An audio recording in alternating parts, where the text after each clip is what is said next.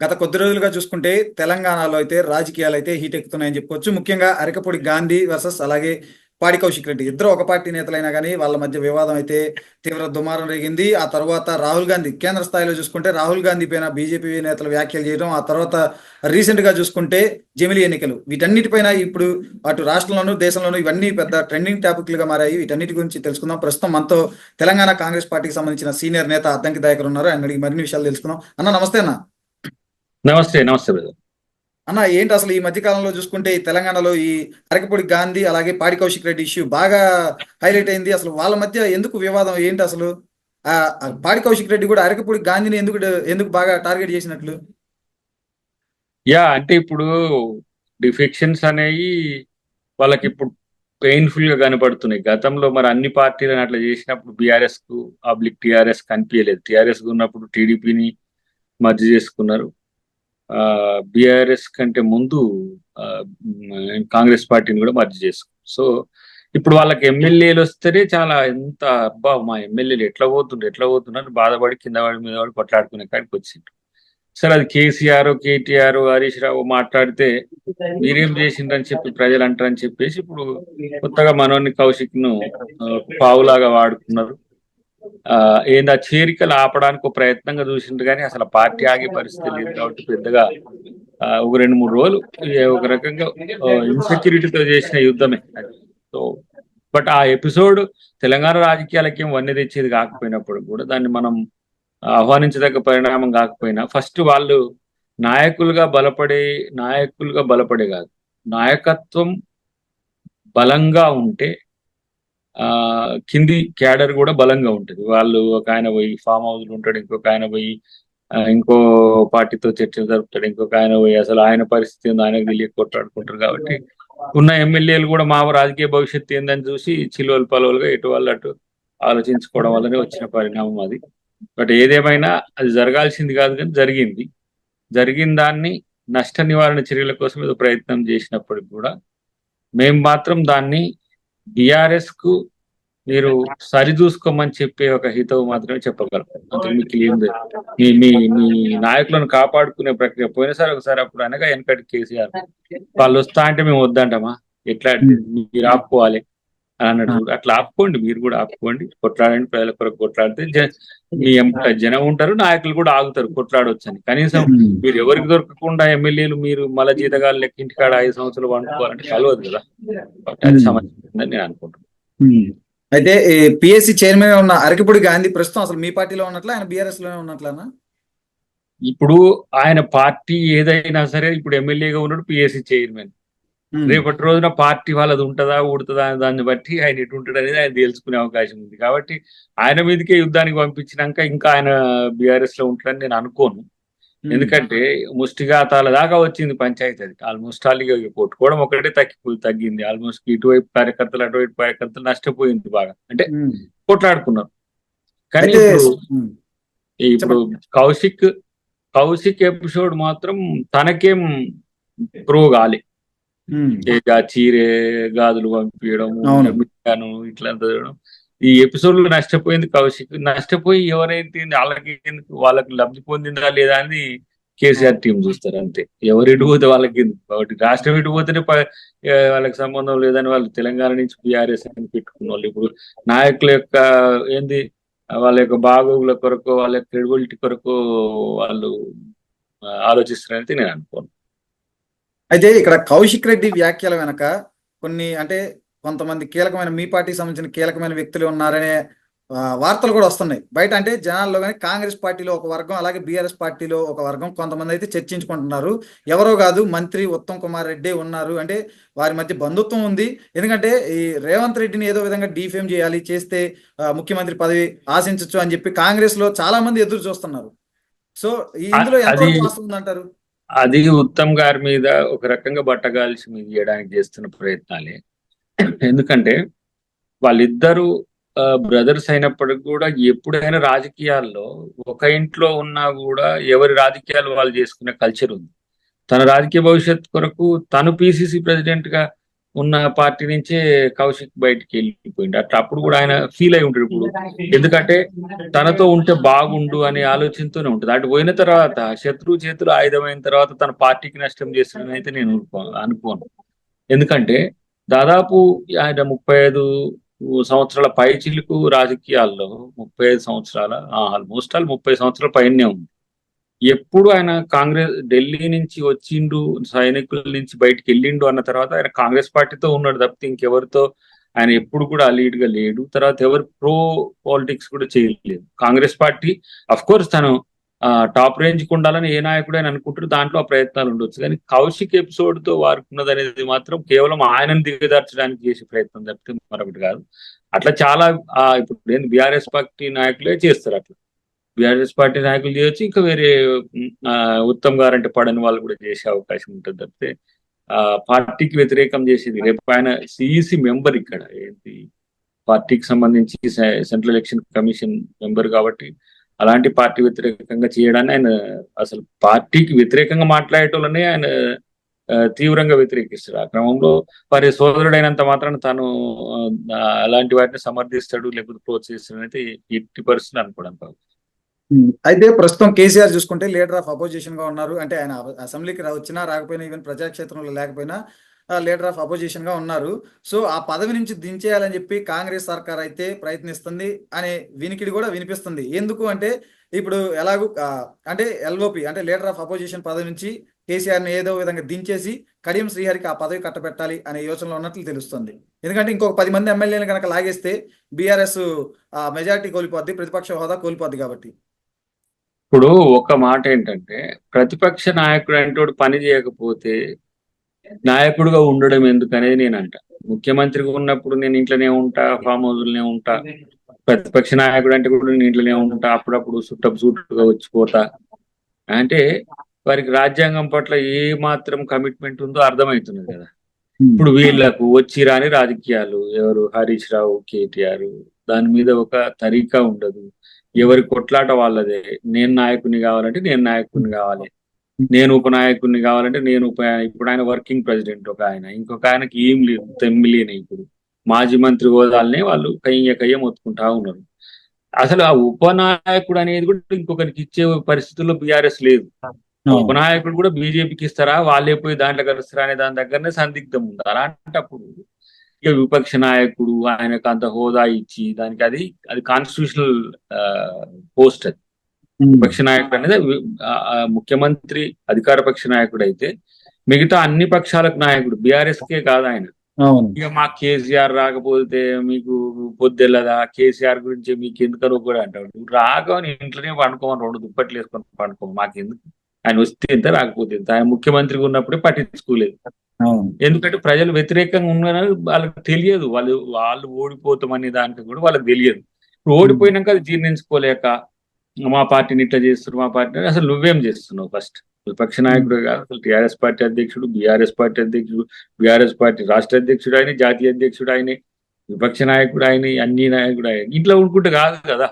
వీళ్ళేమో ఆయన డైరెక్షన్స్ ఇస్తే చేసేటోళ్ళు వీళ్ళు, సొంతంగా వీళ్ళేం లీడర్లు కాదు. కాబట్టి ఇప్పుడు ఏం చేయాలనో అర్థం కాక రేవంత్ చేసేది ఎట్లయితే ఎట్లా అంటే సిగ్గుపోయే పనులన్నీ చేసుకుంటా ఉన్నారు. ఏడబడతాడు, ఆలోచనలు లేవు, పాడు లేదు, వాళ్ళకి గైడెన్స్ ఇచ్చేది ఎవరు లేదు. దేనికి పడితే దానికి. ఇప్పుడు ఫర్ ఎగ్జాంపుల్ మీరు చూడండి, రాజీవ్ గాంధీ విగ్రహము సెక్రటరియట్ ముందు వేలో గార్డెన్లు పెట్టాడు.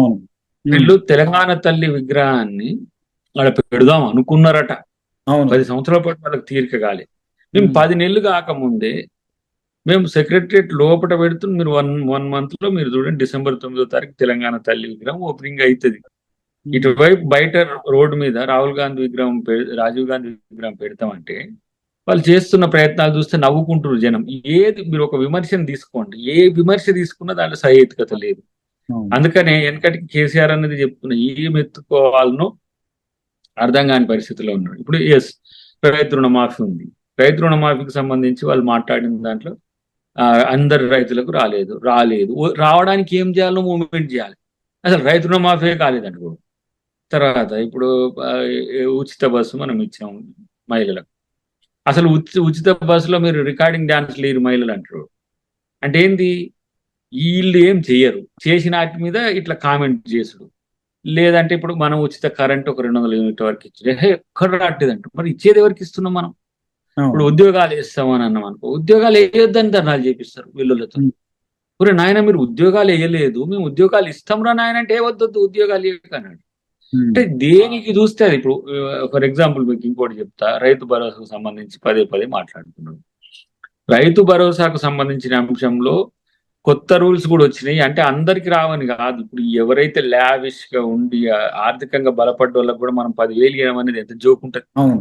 ఒక 5,000 రూపాయలు 6,000 రూపాయలు ఒక పెద్ద ఆసామికో లేకపోతే ఒక రిచెస్ట్ వాళ్ళకు ఇవ్వడం, లేకపోతే ఈ వెంచర్లకు, ఫిల్మ్ సిటీలకు, లేకపోతే ఏమంటారు రియల్ ఎస్టేట్ కన్స్ట్రక్షన్ ఏరియాలో కూడా వ్యవసాయ భూమిగా చూపించారు.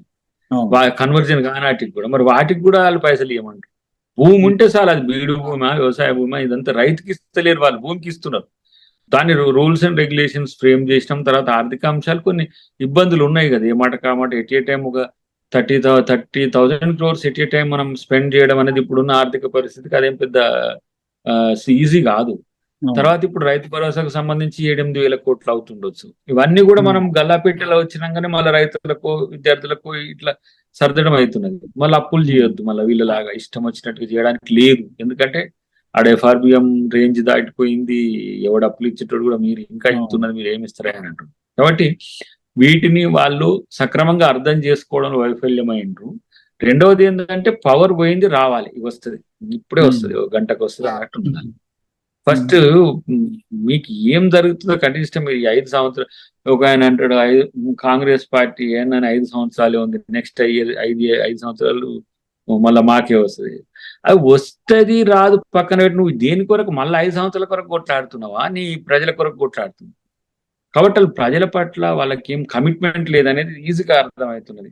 కాబట్టి ఇలా మేముగా వీళ్ళని విమర్శలన్నీ కూడా వీళ్ళ గాయలు పడేది కాకుండా అడ్మినిస్ట్రేషన్ మీద కొంత సీరియస్ గా కాన్సన్ట్రేట్ చేయాల్సిన అవసరం ఉంది. దాని పట్లనే ఇప్పుడు సీఎం గారి రివ్యూస్ కూడా, ఇప్పుడు రియల్ క్యాబినెట్ ఉన్నది, క్యాబినెట్ డిసిషన్స్ కూడా అన్ని ఇప్పుడు యూనివర్సిటీస్ ను మనం ఎస్టాబ్లిష్ చేయడం ఒకటి, తర్వాత ఏ రకమైన ఆర్థిక విధానం మనం ముందుకు పోవాలి ఇప్పుడు. ఎందుకంటే ఎకనామికల్ ఇష్యూస్ చాలా పటిష్టంగా చేసుకోవాల్సిన పరిస్థితి వచ్చింది. కాబట్టి వాటి మీద చర్చ ఉంటుంది. ప్రయాసం ఇప్పుడు రేషన్ కార్డ్స్ ఉన్నాయి. 10 సంవత్సరాల ఒక్క కొత్త రేషన్ కార్డు ఇవ్వలేదు దళిత. ఇప్పుడు రేషన్ కార్డ్స్ దాదాపు 8 నుంచి 12 లక్షల పైచీలకి 1 month ఇవ్వాలి.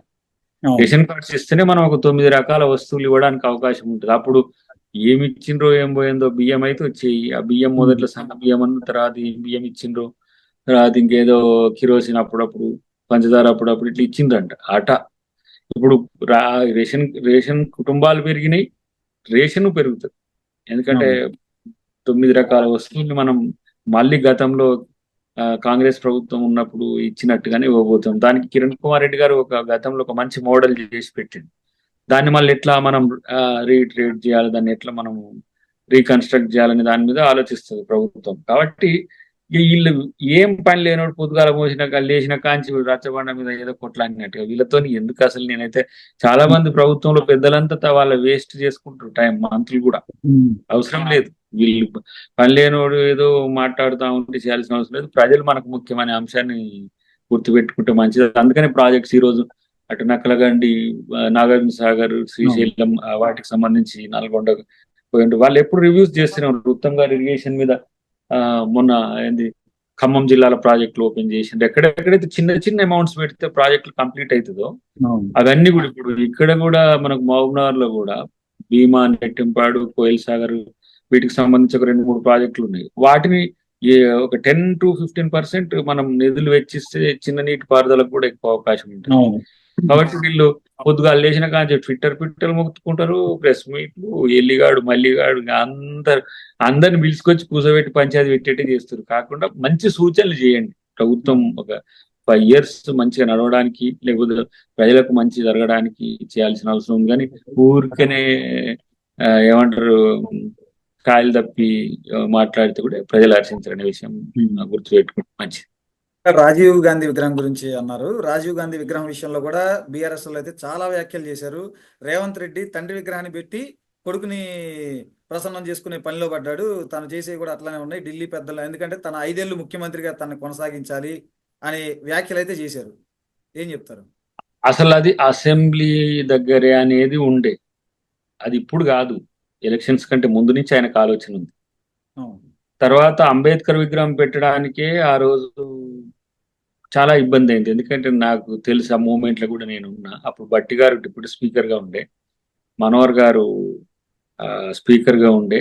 మూమెంట్ టైంలో కవిత గారు దాని మీద మూవ్మెంట్ చేసినప్పుడు దాన్ని నేనే కంప్లీట్ సపోర్ట్ చేసిన. ఆ టైంలో అసెంబ్లీ ప్రెమిసెస్ లో గాంధీ విగ్రహం పెట్టడం అనేది ఒక ఒక ఒక రెజల్యూషన్ ఉంది అంతకు ముందు. కానీ ఇప్పుడు మళ్ళీ అంబేద్కర్ విగ్రహం పెట్టాలంటే అసెంబ్లీ రెజల్యూషన్ ఉండాల్సి ఉండే. దాన్ని స్పీకర్ గారు కన్విన్స్ చేసి అటో ఇటో దాన్ని పెట్టిండు. తర్వాత ఇప్పుడు రాజీవ్ గాంధీ విగ్రహం అంటే ఇక మళ్ళీ అదొక ఇబ్బంది అవుతుంది, ఇక మళ్ళీ దాన్ని ఎందుకు సెక్రటరియట్ ముందు పెట్టుకోవచ్చు అనే ఉద్దేశంతో ఆ ప్లాన్ చేసినాక మేము తెలంగాణ తల్లి పెట్టాలనుకోని దాన్ని తెచ్చిండ్రు వీళ్ళు. రాజీవ్ గాంధీ అంటే మరి వాళ్ళకి చరిత్ర తెలుసో లేదో మర్చిపోయినరో ఉత్తగానే విమర్శ చేయాలనో కానీ, మీరు తెలంగాణ తల్లి అని పోయి కాళ్ళు మొక్కిన సోనియా గాంధీ అవును. భర్త, ఆయన ఆషామాషికి వ్యక్తి కాదు. వాళ్ళకి తెలియదు, కానీ ఇది తెలియదు కాదు, బలుపు. ఈ దేశం కొరకు నా దేహం ముక్కలైన దేశాన్ని ముక్కలు కానియనని తను ముక్కలు ముక్కలైన ఇందిరాగాంధీ కొడుకు. అవును. తాను ప్రపంచ శాంతి కొరకు శ్రీలంకకు సేనలు పంపించడం ద్వారా వచ్చిన సమస్యతో ఈ దేశం కొరకు ప్రాణత్యాగం చేసిన ఒక వీరుడు అవును. రాజీవ్ గాంధీ. అంటే వాళ్ళకి ఇప్పుడు కొంతమందికి ఏంటంటే, ఇప్పుడు మహిళలకు స్థానిక సంస్థలో రిజర్వేషన్లు తెచ్చిందని, లేదంటే 73, 74 అమెండ్మెంట్స్ తో స్థానిక సంస్థలు బలోపేతం చేసిందని, ఇట్లా కొన్ని ఉన్నాయి. ఈ టెక్నాలజికల్ ఏంది అడ్వాన్స్మెంట్, ఈ కంప్యూటర్ యుగాన్ని ఇక్కడికి పరిస్థితి. కానీ అంతకంటే మేలైన వ్యక్తి ఏంది, దేశం కొరకు తన ప్రాణత్యాగం చేసినాడు. ఎందుకు రాజీవ్ గాంధీని చంపినరు, ఎందుకు మిగతా వాళ్ళను అంతలా చేయలేదు అని అంటే దానికి ఒక లెక్క ఉన్నది. ఆయన ప్రపంచ శాంతిని కోని శ్రీలంకకు శాంతి సేనలు పంపించిన ఉద్దేశంతోనే కదా ఆ రోజు ఎల్టీటీఐ టార్గెట్ చేసి మనోబాంబై ఆ రోజు చంపింది. ఆ చరిత్ర తెలియదు. అటువైపు అమరవీరుల స్తూపం ఉంటుంది. ఇప్పుడు స్తూపం అంటే ఒక బిల్డింగ్ ఉంది, ఏదో కాంప్లెక్స్. అటు సెక్రటరియట్ కు ఇటు దీనికి మధ్యన ఇప్పుడు రాజీవ్ గాంధీ పెట్టడానికి కొంతమంది తెలంగాణ వాదులు ఏంటంటే, ఇప్పుడు నన్ను కూడా అడిగిండు, అన్న నువ్వు తెలంగాణ మూమెంట్ లో ఉన్నావు, తెలంగాణ వాది, రాజీవ్ గాంధీ అని ఎట్లా ఒప్పుకుంటావు అంటే, రాజీవ్ గాంధీ మాజీ ప్రధాని కాదా? ఇలా మీరు సర్దార్ వల్లభాయ్ పటేల్ ను మీరు కొనియాడుతున్నారు బీజేపీ.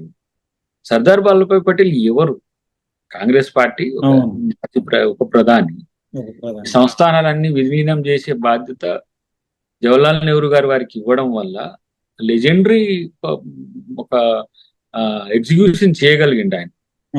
ఇన్ని సంస్థానాలు ఇలా భారతదేశం ఉన్నది, ఇలా బీజేపీలో అఖండ భారత్ అని అనగలుగుతుండ్రు అంటే కూడా అది సర్దార్ వల్లభాయ్ పటేల్ గారి యొక్క ఆలోచన, దాని యొక్క క్యాబినెట్ డిసిషన్ ఆ రోజు ఆయన కట్టుబడి చేసి. ఈ రోజు రాజీవ్ గాంధీ దేశాన్ని ఏకం చేయడమే కాదు, ప్రపంచ దేశాల్లో భారతదేశానికి ఒక ఐడెంటిటీని పెంచి, ఇలా మనం ఇంత అడ్వాన్స్ గా ఉండి మీరెక్కడో నేనెక్కడో ఉండి అలా మాట్లాడుకుంటున్నాం అంటే కూడా ఈ టెక్నాలజీ రావడం. ఇప్పుడు సెల్ ఫోన్ మా మల్లయ్య బొర్రకాడికి పోయే మల్లయ్య కూడా చూసి, సారు ఇలా మీరు మంచిగా మాట్లాడింది సార్ అంటాడు. లేకపోతే మా గొర్రెకాడికి పోయే మా పుల్లయ్య మాట్లాడి, సార్ ఇలా మంచిగా మాట్లాడి, లేకపోతే మంచిగా మాట్లాడి మాట్లాడింది సార్ అంటాడు. ఎందుకు? చేతిలో ఒక ఆయుధాన్ని, సమాచార ఆయుధాన్ని, ఈ సమాచార విప్లవానికి కారణం ఎవరంటే రాజీవ్ గాంధీ. చాలా మంది ఏంది కంప్యూటర్ ఏమైనా రాజీవ్ గాంధీ కలిపెట్టిందా? షామ్ పిట్రోడా అని ఆయన లండన్ లో ఉంటాడు, ఆయన సైంటిస్ట్. ఆయన సహకారంతో అసలు ఆధునిక ప్రపంచం ఎట్లుంది, ఆధునిక ప్రపంచంతో మనం పోటీపడి ఎట్లా ముందుకు పోవాలని చెప్పి ఒక 20 years లో ఇలా మనం టాప్ 5కి వెళ్ళిపోయినాం.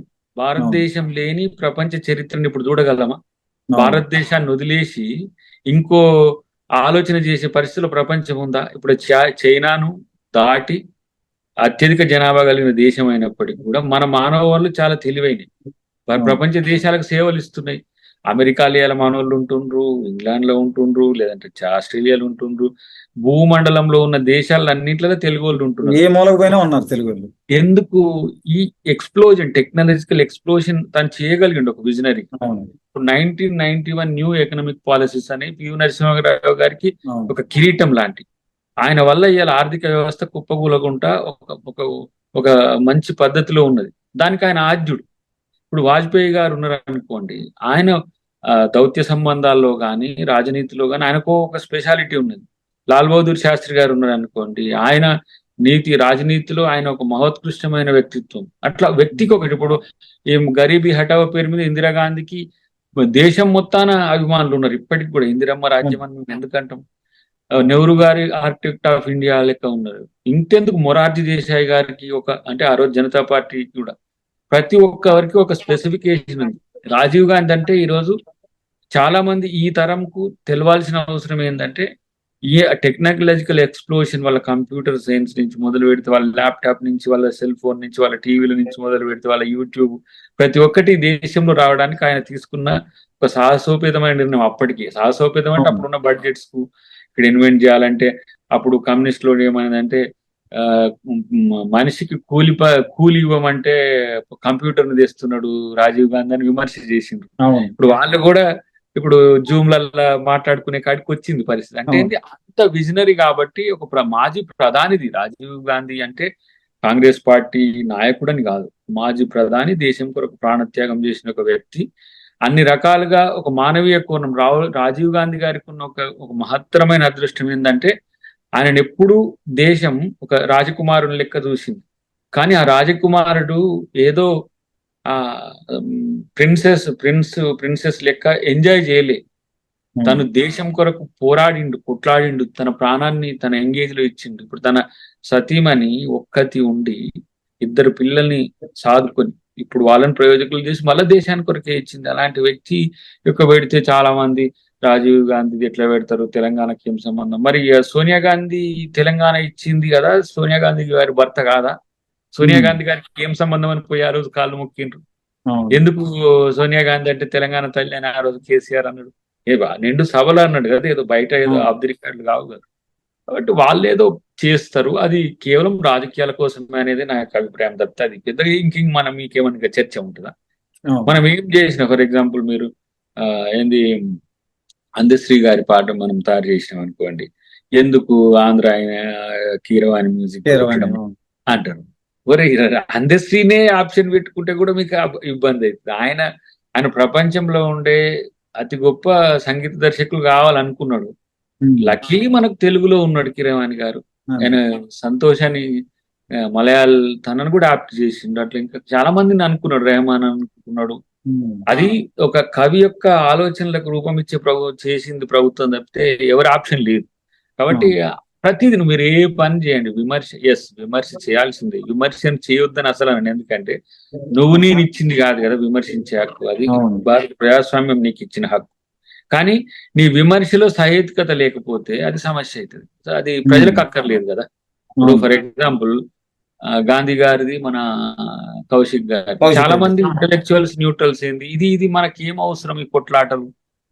ఇది ఇప్పుడు గాంధీ గారు ఒక రెప్యూటెడ్, అఫ్ కోర్స్ ఒక మంచి నాయకుడు, కౌశిక్ కూడా ఎదగాల్సిన నాయకుడు. అలాంటప్పుడు ఇలాంటి మన గల్లీ పంచాయతీలు లెక్కనో, లేకపోతే మానవతా విలువలు తగ్గో, లేకపోతే జుగుప్సాకరంగా ఉంటే కామన్ మెన్ కు అది ఇబ్బందికరంగా ఉంటుంది. అది అవసరం లేని పంచాయతీ మనకి ఎందుకని పట్టించుకోలేదు. మీడియా అంటే జరుగుతున్న వాటిని ఎక్స్పోజ్ చేయాలి కాబట్టి బ్రేకింగ్స్ దాన్ని పెనెట్రేట్ చేయడానికి ప్రయత్నం చేస్తుంది. ప్రజలకు ఏం అవసరం? అది ఈయన పోయి ఆయన కొడితే ఈయనకు వచ్చేది ఏంది, ఆయన పోయి ఈయనను కొడితే ఆయనకు వచ్చేది. రైతు భరోసా కావాలని కొట్లాడిండ్రు, ధర్నాలు చేసిండ్రు, నిరసన చేసిండ్రు. అది రైతులకు ఉపయోగపడుతుంది. పెన్షన్లు ఏమని అన్నారు, అది ముసలోళ్లకు వస్తుంది. ఉద్యోగాలు ఏమని కొట్లాడిండ్రు, అది విద్యార్థులకు, నిరుద్యోగులకు వస్తుంది. అట్లా కాకుండా వాళ్ళ ఎంటిటీని, నేను అంటున్న బావబామరుదుల సవాలు ఉంది. ఇప్పుడు నువ్వు ఫస్ట్ బావా అంటే నేను ఫస్ట్ బావా అనుకుని కొట్లాడుకున్నట్టుంది. కానీ ప్రజల కోసం కొట్లాడమని 2 మిత్రులకు నేను చెప్తాను. సరే, ఇక ఒకసారి మనం మాట్లాడదాం. ఇప్పుడు ముఖ్యంగా చూసుకుంటే మొన్న ఈ మధ్య హరీష్ రావు, మీ జాతీయ అధ్యక్షుడు మల్లికార్జున ఖర్గే ఎవరైతే ఉన్నారో, ఆయనకు ఒక లేఖ కూడా రాశారు. ఇక్కడ తెలంగాణలో రేవంత్ రెడ్డి అనుసరిస్తున్న తీరు, ఆయన భాష చాలా ఇబ్బందికరంగా ఉంది, అసలు ఎట్లాంటి వ్యక్తిని సీఎం గా పనికిరాడు అంటూ కూడా ఒక లేఖ రాశారు మొన్న ఈ మధ్య, ఒక 3-4 డేస్ బ్యాక్. హరీష్ రావు ఏం చెప్తారు దాని గురించి? ఇక పగోన్ని పంచాంగం చెప్పమంటే మధ్యాహ్నమే వస్తుంది అన్నాడు. ఇక హరీష్ రావు మా పార్టీ నాయకులకు, మా పార్టీ నాయకుని మీద చెప్పడం అనేది ఇక మా వాళ్ళకి ఎరకలేదు.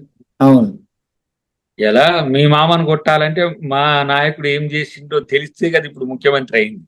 అవును. కాబట్టి నేనైతే ఇష్టం వచ్చినట్టు అంట, నేనైతే ఉమ్, ఇష్టం వచ్చినట్టు చేస్తా, మీరు మాత్రం కామ్గుండ్రు. ఇప్పుడు అసలు ముఖ్యమంత్రి అన్ని తానే చేయాల్సి వస్తుంది వీళ్ళ వల్ల. ఇప్పుడు ఉమ్, మిగతా నాయకులు ఎవరు కూడా ఆ భాషను మాట్లాడాలంటే కూడా ఇబ్బందికరమైన పరిస్థితులు ఉంటాయి వాళ్ళకి. అవును. వీళ్ళేమో ఏదో మూదాడు తెగిన ఏమంటాము ఊరి మీద వేసులు వచ్చిన అచ్చు సాంబోతు లెక్క ఇష్టం వచ్చినట్టు మాట్లాడుతూ ఉంటారు. ఉమ్, ఇప్పుడు కేసీఆర్, ఇప్పుడు ఈ 9 నెలల నుంచి కేసీఆర్ డైలాగ్స్ మనం వింటలేం కానీ అంతకుముందు ఎట్లుంటుండే ముఖ్యమంత్రిగా. అవును. పైగా ఆడ కూర్చొని ఇంట్లో ఇంట్లో కూర్చొని మరి నల్లికుట్లో లెక్క లేపుతుండో లేకపోతే వీళ్ళని చూసి బాధపడుతుండో ముసలోడు తెలియదు నాకైతే. అంటే ఓడిపోయినందుకు ఫీల్ అవును. అవుతుండో లేకపోతే ఉమ్, ఇలా మీరు ఇట్లా చేయడానికి ప్రోవోక్ చేస్తున్నా నాకు తెలియదు. అది ఉమ్, మనం తెలియంది మనం అనడం కూడా ఇబ్బందే కానీ మరీ ఇంతలా వీళ్ళు రెచ్చిపోవడానికి కారణం ఏంటి అని అంటే ఒక అస్తిత్వ ప్రమాదమే, ఐడెంటిటీ ఉమ్, క్రైసిస్ వాళ్ళది. ఉమ్, నేనేమంటున్నానంటే ఇప్పటికైనా పదవులు పంచితే వాళ్ళకు సమస్య పోతుంది.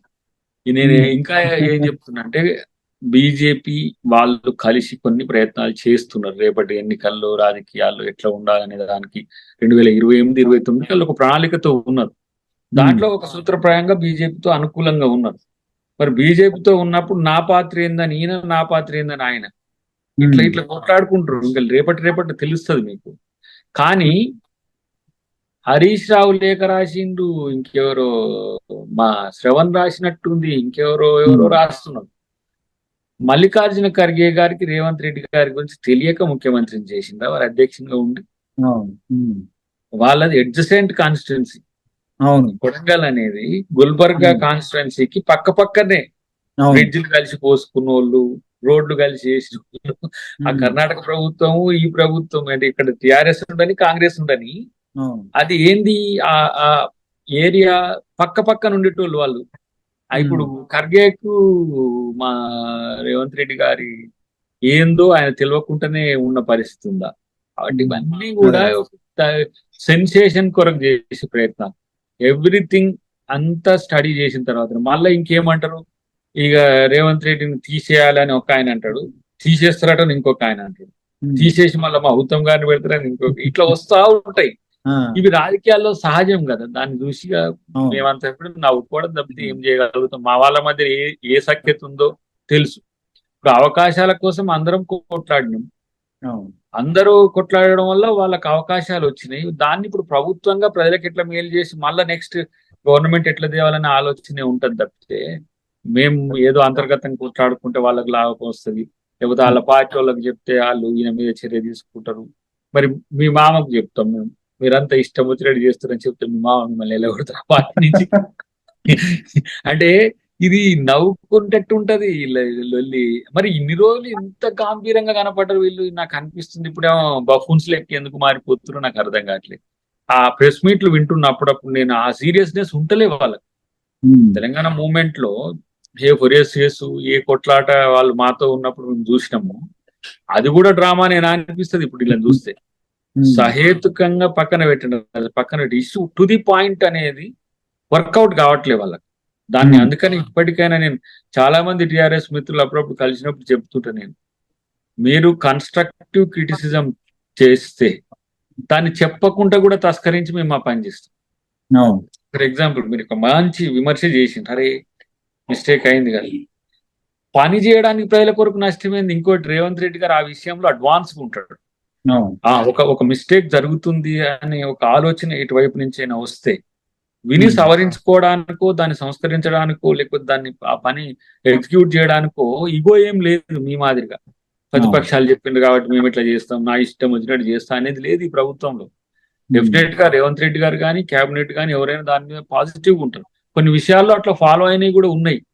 ఎక్స్పీరియన్స్ కౌంట్స్ కదా ఆల్వేస్. కాబట్టి పెద్దలు అవును. ఎవరైనా చెప్తే ఇప్పుడు మన ఎవరు సురవరం సుధాకర్ రెడ్డి గారు ఒక ఒక లేఖ రాసింది అసెంబ్లీకి మన ఆ, వారి ఎమ్మెల్యేతో రాస్తే అది ఒక మంచి ప్రపోజల్. ఏంది, పని చేసుకునే సందర్భాల్లో ఈ సెక్యూరిటీ గార్డ్స్ కానీ వాళ్ళు బయట కాపులా ఉండే వాళ్ళు కానీ కూర్చునే హక్కుని ఇవ్వమని.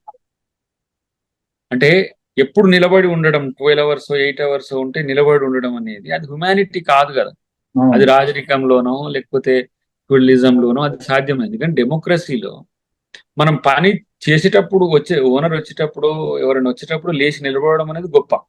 ఎందుకు అవును. రెస్పెక్ట్ చేస్తున్నారు. అదొక గౌరవం. వెళ్ళిపోయినాక కూడా నిలబడడం ఎందుకు కొత్తగా అవును. అట్లా కూర్చోవడం, అట్లాంటివి మీరు చేయండి, సజెస్ట్ చేయండి. లేదు ఇప్పుడు మన్రేగాలో మనం ఎక్కడికో పెంచాలనే ఒక ఆలోచన ఉంది, 150 days పెంచాలి, అది అగ్రికల్చర్ కూడా ఎక్స్టెండ్ చేస్తే బాగుంది, ఎట్ వాట్ ఎక్స్టెంట్, అట్లాంటి ఒక ఇంటెలెక్చువల్ డిబేట్స్ పెట్టండి. ఇప్పుడు ఒక పెద్ద ఆయన నాకు చెప్పింది, ఇప్పుడు ఏంది బేగంపేట ఎయిర్పోర్ట్ మనం డొమెస్టిక్ లేదంటే మన తెలుగు స్టేట్స్ కో సౌత్ కో దాన్ని వాడుకోవచ్చు. అవును. దానికి రాకపోకలకు అన్నిటిని మనం ఖర్చు పెడుతున్నాం, ఏంటి సిగ్నలింగ్ అంతా ఉంది, అవును. ప్రైవేట్ చాపర్స్ కూడా అక్కడి నుంచి ట్రావెల్ అవుతున్నాయి. మనకు లోకల్ అంటే మీన్స్ డొమెస్టిక్ ఫ్లైట్స్ పెట్టుకుంటే బేగంపేట ఎయిర్పోర్ట్ కూడా వైబుల్ అయితే మీకు బిజినెస్ పెరుగుతుంది. అవును. ఇప్పుడు మనము ఇప్పుడు ఇంకోటి అది మన భద్రాచలం ఎయిర్పోర్ట్ అని అన్నారు, మనం అది కొంత చెప్పడం ద్వారా ఇనిషియేషన్ అయింది. మొన్న తుమ్మల గారు మన ఎయిర్పోర్ట్ మన రామ్మోహన్ నాయుడు గురించి. ఏవియేషన్ రామ్మోహన్ నాయుడు. ఎంప్లాయీస్ తో కలిసి రామ్మోహన్ నాయుడు గారితో కలిసి చేయడం వల్ల ఏమైందంటే మీకు కనెక్టివిటీ మిస్ అయితే రామాలయ సందర్శన అనేది సంక్లిష్టమైంది. నువ్వు విదేశీ టూరిస్టర్స్ కూడా వస్తారు కదా. ఇప్పుడు హైదరాబాద్ యాదాద్రి భద్రాద్రిని పెట్టుకుని కనెక్టింగ్ ఫ్లైట్ పెట్టిండ్రు అనుకోండి, ఈజీగా పోతారు. లేదంటే ట్రావెలింగ్ అంటే మీకు రాజమండ్రి నుంచి పోవాలన్నా కూడా 5-6 hours అవుతుంది, ఈదర్ వే హైదరాబాద్ నుంచి పోవాలన్నా 5-6 hours అవుతుంది. సో అది ఒక ప్రాముఖ్యత గల సందర్శనాత్మక ప్రదేశం. అది చాలా నెగ్లెక్ట్ చేయబడుతున్నది. ఇప్పుడు పోలవరంలోనే ముంపు గురవుతుంది అనే ఆలోచనతో ఉన్నది, దాన్ని ఇంకా రీకన్స్ట్రక్ట్ చేసి పెద్దగా చేయాలనే ఆలోచన ఉంది. అట్ ద సేమ్ టైం టూరిస్టులు కూడా పెరిగితే అది చాలా మందికి తెలియకుండా చరిత్రలో అది కనుమరుగయ్యే పరిస్థితి. ఇప్పుడు అయోధ్య రాముడు ఎంత ఎంత వైశిష్టత ఉన్నదో భద్రాద్రి రాముని కూడా అంత వైశిష్టత. అట్లాంటి కొన్ని సజెషన్స్ చేస్తున్నారు. అట్లా పాజిటివ్ రాని వీళ్ళకి ఎంతసేపు ఇప్పుడు మనము వయా మీన్స్ విజయవాడ ఒక ఫాస్ట్ ట్రాక్ ఎక్కడికి బందర్కి వేయాలని ఒక ఆలోచన ఉంది. ఆల్రెడీ విజయవాడ నుంచి బందర్కు 4 lane ఉంది. ఇప్పుడు మీరు డ్రై పోర్ట్ ఏర్పాటు చేసుకున్నారు అనుకోండి, ఇప్పుడు బందర్ నుంచి మనం ఎగ్జిమ్ చేసుకోవచ్చు డైరెక్ట్ 2 hours లో ఇక్కడికి రావడానికి ఒక ఫాస్ట్ ట్రాక్ ట్రైన్ వేసుకున్నా కూడా. అట్లాంటి మంచి మంచి ఆలోచనలు చేస్తున్నారు చాలా మంది. అవి మాకు వస్తున్నాయి. వీళ్ళని చూస్తున్నాం పొద్దుగాలు లేవగానే ఒక 4-5 టీవీలు వాళ్ళకి అనుకూలంగా ఉన్నాయి, ఒక 10-15 ఛానళ్ళు వాళ్ళకి యూట్యూబ్ ఛానల్స్ ఉన్నాయి. పొద్దుగా లేస్తే రేవంత్ రెడ్డి గారిని విమర్శించడం తప్ప ఇంకొక పనే లేదు వాళ్ళకి. మీరు పనులను విమర్శించండి, డిసిషన్స్ ఇట్లా చేయాలని చెప్పండి, న్యూ థాట్స్ దేంటి. ఇప్పుడు ఏరో సిటీ, ఇప్పుడు ఏఐ సిటీ ఉంది, ఒక 4th సిటీగా అవుతున్నది. అది ఏఐ సిటీ అనేది ఇంటర్నేషనల్ డెస్టినేషన్ రేపు, నాట్ ఈవెన్ ఇండియన్ డెస్టినేషన్ కాదు. దాదాపు 50-60 దేశాల యొక్క కంపెనీస్ అక్కడ ఇన్వెస్ట్ చేయబోతున్నారు. సెంట్రల్ స్టేట్ ప్రాజెక్ట్ అది. ఇప్పుడు ఆడ ఫార్మాకు మనం గతంలో వీరున్నప్పుడు తీసుకున్నారు, ఫార్మాకు ఎక్వైర్ చేసింది. ఫార్మాని ఎక్కడ అకామిడేట్ చేయాలి? ఏరో సిటీకి 200 acres మనం పెట్టబోతున్నది, 200 to 300 acres main city. Peripheral గా ప్రైవేట్ వ్యక్తులు ఏమన్నా పెట్టుకోనియండి, మనకు అక్కడ అఫ్ కోర్స్ అక్కడ ఏంటి ఫారెస్ట్ ల్యాండ్ ఉంది, మిగులు భూమి ఉంది, కొంత ORR RRR మధ్యన చాలా ఎక్స్టెంటెడ్ ల్యాండ్ ఉంది, పెట్టుకోవచ్చు. కానీ వాళ్ళు అసలు ఏ 4th estate రియల్ ఎస్టేట్ కొరకని అంటారు. రియల్ ఎస్టేట్ డెవలప్ కావడం కొరకే కదా ఇవన్నీ పెట్టి. ఇప్పుడు కొంతమంది మిత్రులు ఇప్పుడు స్పోర్ట్స్ యూనివర్సిటీ అన్నారు. స్పోర్ట్స్ యూనివర్సిటీ అంటే ఇంటర్నేషనల్ వయబిలిటీ ఉంటుంది. కొన్ని రేసింగ్ కు సంబంధించి డుకాటి లాంటి వాటికి 500 నుంచి 1000 acres మనం ఎలకేట్ చేసుకుంటే ఒక 100 స్టేట్స్ నేషన్స్ నుంచి నీకు విజిటర్స్ వస్తారు. అదొక ఇంటర్నేషనల్ దాన్ని. ఇప్పుడు మీరు చూడండి, దీనికి సంబంధించి ఏంది ప్రైవేట్ యూనివర్సిటీ, మన స్పోర్ట్స్ యూనివర్సిటీ, ఎంతమంది దాని మీద హర్షిస్తున్నారు గ్లోబల్ గా. అదొక ఒక ప్లానెడ్ గా గవర్నమెంట్ చేస్తున్న పనులు ఇవన్నీ కూడా. వాటికి సంబంధించి చేయమని అంటే ఆ రియల్ ఎస్టేట్ పెరుగుతుంది, ఒక ఆయన రియల్ ఎస్టేట్ తగ్గుతుంది అంటాడు, రియల్ ఎస్టేట్ కొరకు ఇది చేస్తున్నది ఇంకొక ఆయన అంటాడు. రియల్ ఎస్టేట్ కాదు, ది వరల్డ్స్ హ్యాపెనింగ్ సిటీ అవుతుంది రేపు హైదరాబాద్. మీరు భారతదేశంలోని అతి ప్రాముఖ్య నగరాల్లో అత్యంత ప్రాముఖ్యతగా ఉండే నగరంగా హైదరాబాద్ కాబోతున్నది. అది మీరు నేను చేయడం ద్వారా కాదు, అక్కడ ఉన్న వాతావరణ పరిస్థితులు, పాలకుల యొక్క ఆలోచనలు కూడా దానికి ఊతం. ఇప్పుడు హైటెక్ సిటీ అనేది ఒకటి ఏర్పడడం వల్ల మనకు అక్కడ ఒక మంచి వాతావరణం వచ్చింది. ఇప్పుడు ఇంకా ఎక్స్టెండ్ అవుతున్నది, రేపు ఇంకా ఏ సిటీతో అవుతుంది. ఇప్పుడు 8 క్లస్టర్లు ఏది ఆ, ఏది regional ring road, outer ring road చుట్టూ వాటిలో అన్ని రకాల companies red zone, green zone, orange zone అన్నిటిని ఏర్పాటు చేసి ప్రజలకు ఇబ్బంది లేకుండా అవసరమైతే పట్టణం ఎక్స్టెన్షన్ కొరకు కొంత భూమిని వదిలైనా సరే, మీన్స్ ఇప్పుడు చిన్న చిన్న పేదలు హైదరాబాద్ లో బతికేటోళ్ళు వాళ్ళకు కూడా మనం అకామిడేట్ చేయాలి. G+2నో లేకపోతే తక్కువ ధరకు కొంత భూమిని వాళ్ళకి అమ్మేటట్టు, లేకపోతే కొన్ని ఇందిరమ్మ కాలనీల కొరకు కొన్ని ఇవ్వడము. ఎందుకంటే ఇక హైదరాబాద్ లో పుట్టిన వాళ్ళు మళ్ళీ పోయి వరంగల్లో, నల్గొండో, మళ్ళీ వికారాబాద్ పోయి బతకడం అనేది ఇబ్బందికరం కదా. వాళ్ళ పుట్టుక అంతా కూడా హైదరాబాద్ లో ఉంటుంది కాబట్టి వాటి గురించి కూడా ఆలోచించమని ముఖ్యమంత్రి గారికి నోట్స్ ఉన్నాయి, చెప్తున్నారు. ఎందుకంటే ఈ బస్తీలు ఎక్స్టెండ్ కావాలంటే కూడా ప్లేస్ కావాలి కదా. ఒక గజం ఇప్పుడు 2-3 వేల పైచీలకు వచ్చింది ఇది ఇటు పైకి. సో అలాంటి పరిస్థితుల్లో మనం రేపు బొందలగడ్డలు కూడా ఉంటాయా ఉండవా అనే స్థితికి వచ్చింది. కాబట్టి వీటిని అన్నిటిని కూడా ఆలోచించే ప్రభుత్వం నిర్ణయం తీసుకుంటది. ఈ 5 సంవత్సరాలు చాలా మీరు చూడండి గ్రోత్ రేట్ ఎంత ఫాస్టర్ గా ఉంటుందో మీరు చూడండి. 10 సంవత్సరాలు వాళ్ళు ఉన్నారు, ప్రాజెక్టులు కట్టిండ్రు, ప్రాజెక్టులు వైబుల్ కాలే. ఏంది ఉద్యోగాలు ఇస్తామని ఉద్యోగాలు ఇవ్వలే. విద్య ఎట్లా కుంటుపడ్డదో మీరు చూడండి. ఇప్పుడు స్కిల్ యూనివర్సిటీ వచ్చిన తర్వాత నిరుద్యోగులకు గవర్నమెంట్ ఎంప్లాయ్మెంటే కాదు, ప్రైవేట్ ఎంప్లాయ్మెంట్ ఎట్లా క్రియేట్ చేయాలనే ఆలోచన కూడా ఉంది. కాబట్టి ఇలాంటివన్నీ కూడా కొంచెం ప్రోగ్రెసివ్ థాట్స్ తో పోతున్నప్పుడు ప్రోగ్రెసివ్ గా ఆలోచించమని వాళ్ళను కోరుతున్నాం. చూద్దాం ఇక వాళ్ళు ఏం చేస్తాం, నువ్వు నేను చేసేది ఏం లేదు. వాళ్ళకి పొద్దుగా లేస్తే వాళ్ళకి ఇవాళ ఏం వార్త బావా అని ఆయనకు ఫోన్ చేస్తే నువ్వు చెప్పు బామ్మ అంటే వీళ్ళు పోటీ పడి టీవీలలో స్పేస్ కొరకు, యూట్యూబ్లలో స్పేస్ కొరకు చేస్తున్న పరిస్థితి. బట్ ఏదున్నా విమర్శను, మంచి విమర్శను మాత్రం ఎప్పుడు కూడా మేము టార్గెట్ చేసేది అయితే ఉండదు. మరి జాతీయ రాజకీయాల్లోకి వద్దాం. మీ లీడర్ రాహుల్ గాంధీని బీజేపీ వాళ్ళు కానీ అటు శివసేన వాళ్ళు కానీ ఒకళ్ళేమో టెర్రరిస్ట్ అంటారు, ఒకళ్ళేమో రాహుల్ గాంధీ నాలుగు వస్తా ఉంటారు, ఇంకొకళ్ళేమో వాళ్ళ నానమ్మ ఇందిరాగాంధీకి పట్టిన గతే పడుతుంది అంటారు. ఎందుకు అసలు రాహుల్ గాంధీనే టార్గెట్ చేస్తున్నట్లు? ఇప్పుడు భారత్ జోడో యాత్ర అప్పుడు మధ్యప్రదేశ్ ఎంటర్ కాగానే నిన్ను భోపాల్ దాటిలోగా నిన్ను చంపేస్తామన్నారు. సరే ఎక్కడ చంపుతారు, ఏడ చంపుతారు రండి అని చెప్పి మనోడు అట్లనే పోయింది. అంత డేర్ గా ఉన్నాడు. లేకపోతే జమ్మూ కాశ్మీర్ ఎంటర్ కాగానే అక్కడ తీవ్రవాదులతో ముప్పు ఉన్నది మీకు అక్కడ ఉండదని. రాహుల్ గాంధీ ఇప్పుడు ఏ లెవెల్లో ఉన్నాడో వాళ్ళకి అర్థం కాదు. అంటే జనం కొరకు పోరాడడానికి వెనుకాడే శక్తి కాదు ఇప్పుడు రాహుల్ గాంధీ. చాలా బలమైన నాయకుడిగా, విపక్ష నాయకుడిగా ఉన్నాడు ఈరోజు. అది జీర్ణించుకోలేని శక్తులే. సరే నేను చూసిన ఎవరి ఎక్స్ నాలుకకు వస్తాయని అంటే శివసేన విడిపోయి బీజేపీ ప్రభుత్వంలో ఉన్న ఎమ్మెల్యే మనోడు సంజయ్ గైక్వాడ్, ఎస్సీ. తను మా రాజ్యాంగాన్ని మార్చాం అంటావా, మా రిజర్వేషన్లు వద్దంటావా, నువ్వెవరా? ఇప్పుడు ఆడ ఎన్నికలు ఉన్నాయి కదా, దీన్ని కట్ చేస్తే ఒక దళిత ఎమ్మెల్యేతో అని అక్కడ ఉన్న ఫెర్నాండీజ్ మాట్లాడిపించిన మాట.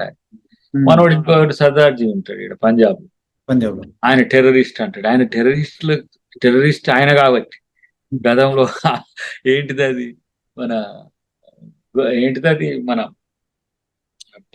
ఉమ్మడి పంజాబ్ కొరకు చేసిన మూలాల నుంచి ఉన్నాయని కాబట్టి టెర్రరిస్ట్.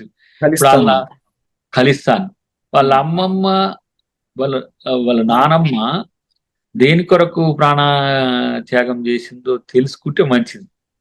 ఎవరు? రాహుల్ గాంధీ వాళ్ళ నానమ్మ ఇందిరాగాంధీ గారు పంజాబ్ను, తూర్పు పంజాబ్, పశ్చిమ పంజాబ్ ను కలిపి ఖలిస్తాన్ గా ఒక దేశంగా ఏర్పడతామంటే ఆ రోజు ఆపరేషన్ బ్లూ స్టార్ పేరు మీద అమృత్సర్ లో జరిగిన ఆ సైనిక చర్య వల్లనే ఆమె మీద సిక్కులకు కొంత వ్యతిరేకత వచ్చి తన బాడీ గార్డ్స్ తోనే తను చంపబడ్డది.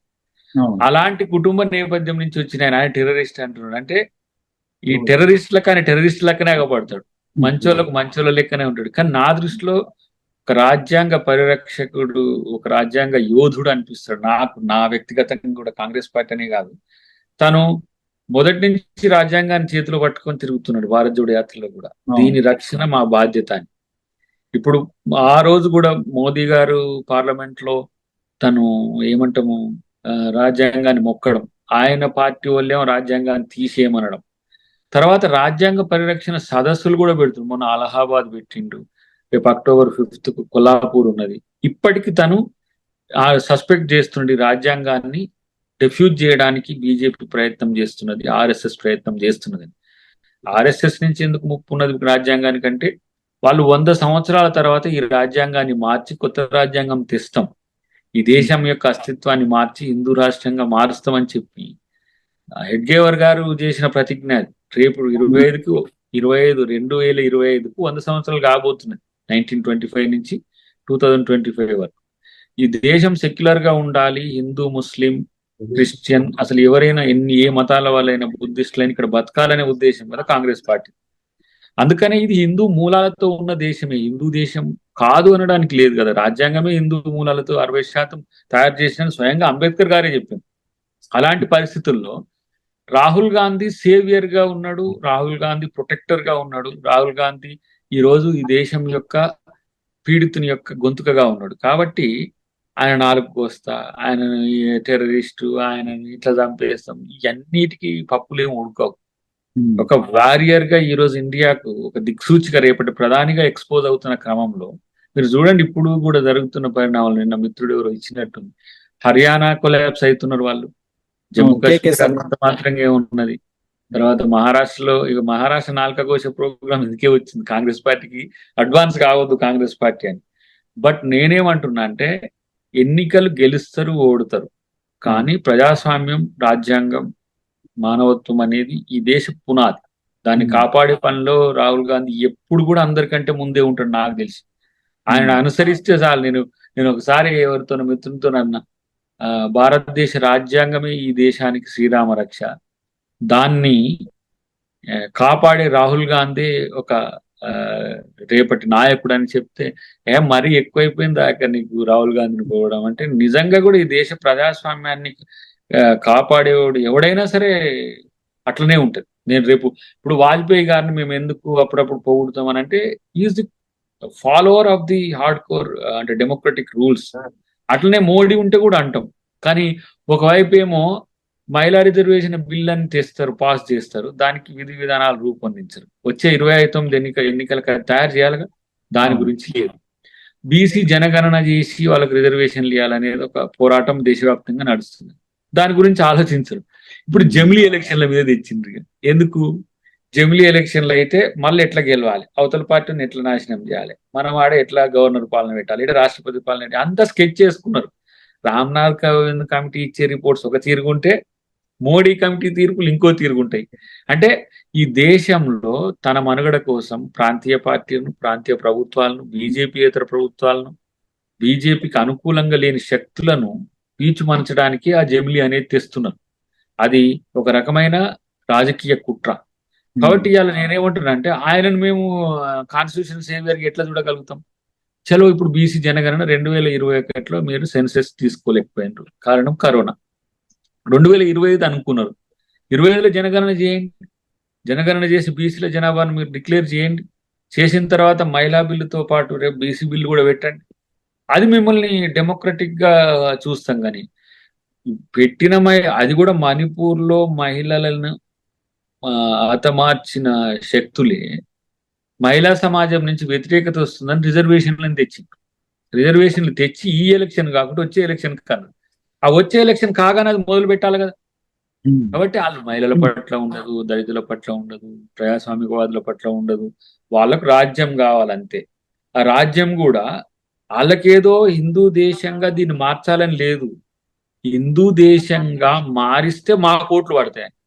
ఇది హిందూ దేశం అని కాదని అన్నట్టు లేవు. ఇంత నేపాలే మనల్ని మోడల్ గా తీసుకుంటుంది, అది కంప్లీట్ 100% హిందూ దేశం. కాబట్టి ఇవాళ రాహుల్ గాంధీ మీద చేసే టార్గెట్ తను లీడర్ అయిందని గుర్తించినట్టే. సంపుతాము, చేస్తాము, వెనకటికి ఇట్లని ఈ శేతగాని రద్దమలు చేసే స్టేట్మెంట్స్ ఇవి. కాబట్టి వీటిని పెద్దగా సీరియస్ గా పట్టించుకోవాల్సిన అవసరం ఉండదు. అంటే వాళ్ళు ఏమంటారంటే, రాహుల్ గాంధీ ఎప్పుడు ఫారెన్ టూర్కి వెళ్ళినా కానీ ఇండియాని కించపరిచేలాగా, అలాగే ప్రజాస్వామ్యాన్ని అపహాస్యం చేసేలా మాట్లాడుతూ ఉంటారు అంటారు. అంటే ప్రపంచ మోడీని విమర్శిస్తే ఇండియాని విమర్శించినట్టు కాదు, బీజేపీని విమర్శిస్తే హిందూయిజాన్ని విమర్శించినట్టు కాదు. మోడీ ఒక పార్టీకి నాయకుడు, ఇప్పుడు ప్రధానమంత్రి. బీజేపీ ఒక రాజకీయ పార్టీ, అది రాజకీయాలు చేసుకుంటది. ప్రధానమంత్రి లాంటి వాడు ఇట్లా చేయడం అనేది తప్పు అని చెప్పడం అనేది నువ్వు చెప్పవు, ఈ మీడియా ఇంకో కాడికి పోనీయదు. ఇక్కడ నుంచి పొద్దుగా లేచిన కాంచి మీరు ఇంగ్లీష్ హిందీ మీడియా చూస్తే తెలుస్తుంది. పొద్దుగాలు లేచి మోడీ గారి బట్టలు, వారి యొక్క ఆలోచనలు, వారు చేయబోతున్న పనులు, ఓపెనింగ్లు ఒక సెషన్.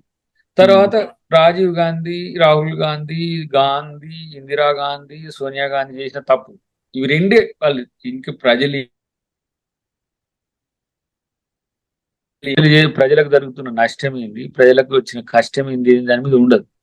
ఈయన ఓపెనింగ్స్ ఇక్కడ డిగ్రేడ్ చేయడానికి కొన్ని స్టోరీలు. ఇప్పుడు అదేంటిది, హిండెన్బర్గ్ దాని ఒక రిపోర్ట్ వచ్చింది చూడండి, లండన్ నుంచి బీబీసీలో టెలికాస్ట్ అయింది. హిడెన్బర్గ్ దానికి సంబంధించిన వస్తే డిఫమేషన్ వేస్తాడు, అది బయటికి రావద్దు అంటాడు, అది తప్పు అని అంటాడు. లేకపోతే ఆ రాఫెల్ డీల్ లో జరిగిన అక్రమాల మీద జాయింట్ పార్లమెంటరీ కమిటీ ఏమంటే నో నో అంటాడు, ఏదైనా నో నో అంటాడు మనం. కానీ ఈయనకి గఫాలు చెప్పుకోవడానికి మాత్రం ఒక సెక్షన్ కాదు, 90% నేను అబ్జర్వ్ చేస్తున్నా నేషనల్ మీడియా, తర్వాత కొన్ని ఇంటర్నేషనల్ మీడియాకి సంబంధించిన వాటిని అబ్జర్వ్ చేస్తే, అరే ఎంతసేపు గాంధీల కుటుంబం మీద విషం జిమ్మడం, ఈయన ఏం నాన్ పెర్ఫార్మర్, నేను పెద్ద హీరోని చేయడం, ఇది పెద్ద సమస్య అవుతుంది. కాబట్టి నేనేమంటున్నా అంటే, వాళ్ళు అనేదాన్ని కాంగ్రెస్ పార్టీ ఎప్పుడు కూడా రాజకీయ విమర్శ లెక్కనే చూస్తాం తప్పితే వాళ్ళలో ఏ రోజు ప్రేమ కనపడదు. మరి పార్లమెంట్ లో పోయి కౌగిలించుకుంటేనే చంపడానికి వచ్చిందను, ఇంతకైనా ఏం చెప్తాం ఇక. ఏదో పెద్దోడు ప్రధానమంత్రి అయిండు, కొట్లాడుకుంటారు మామూలుగా పార్లమెంట్ లో, ప్రజల కోసం కొట్లాడతారు, కొట్లాడినంత మాత్రం వ్యక్తిగత శత్రువులా.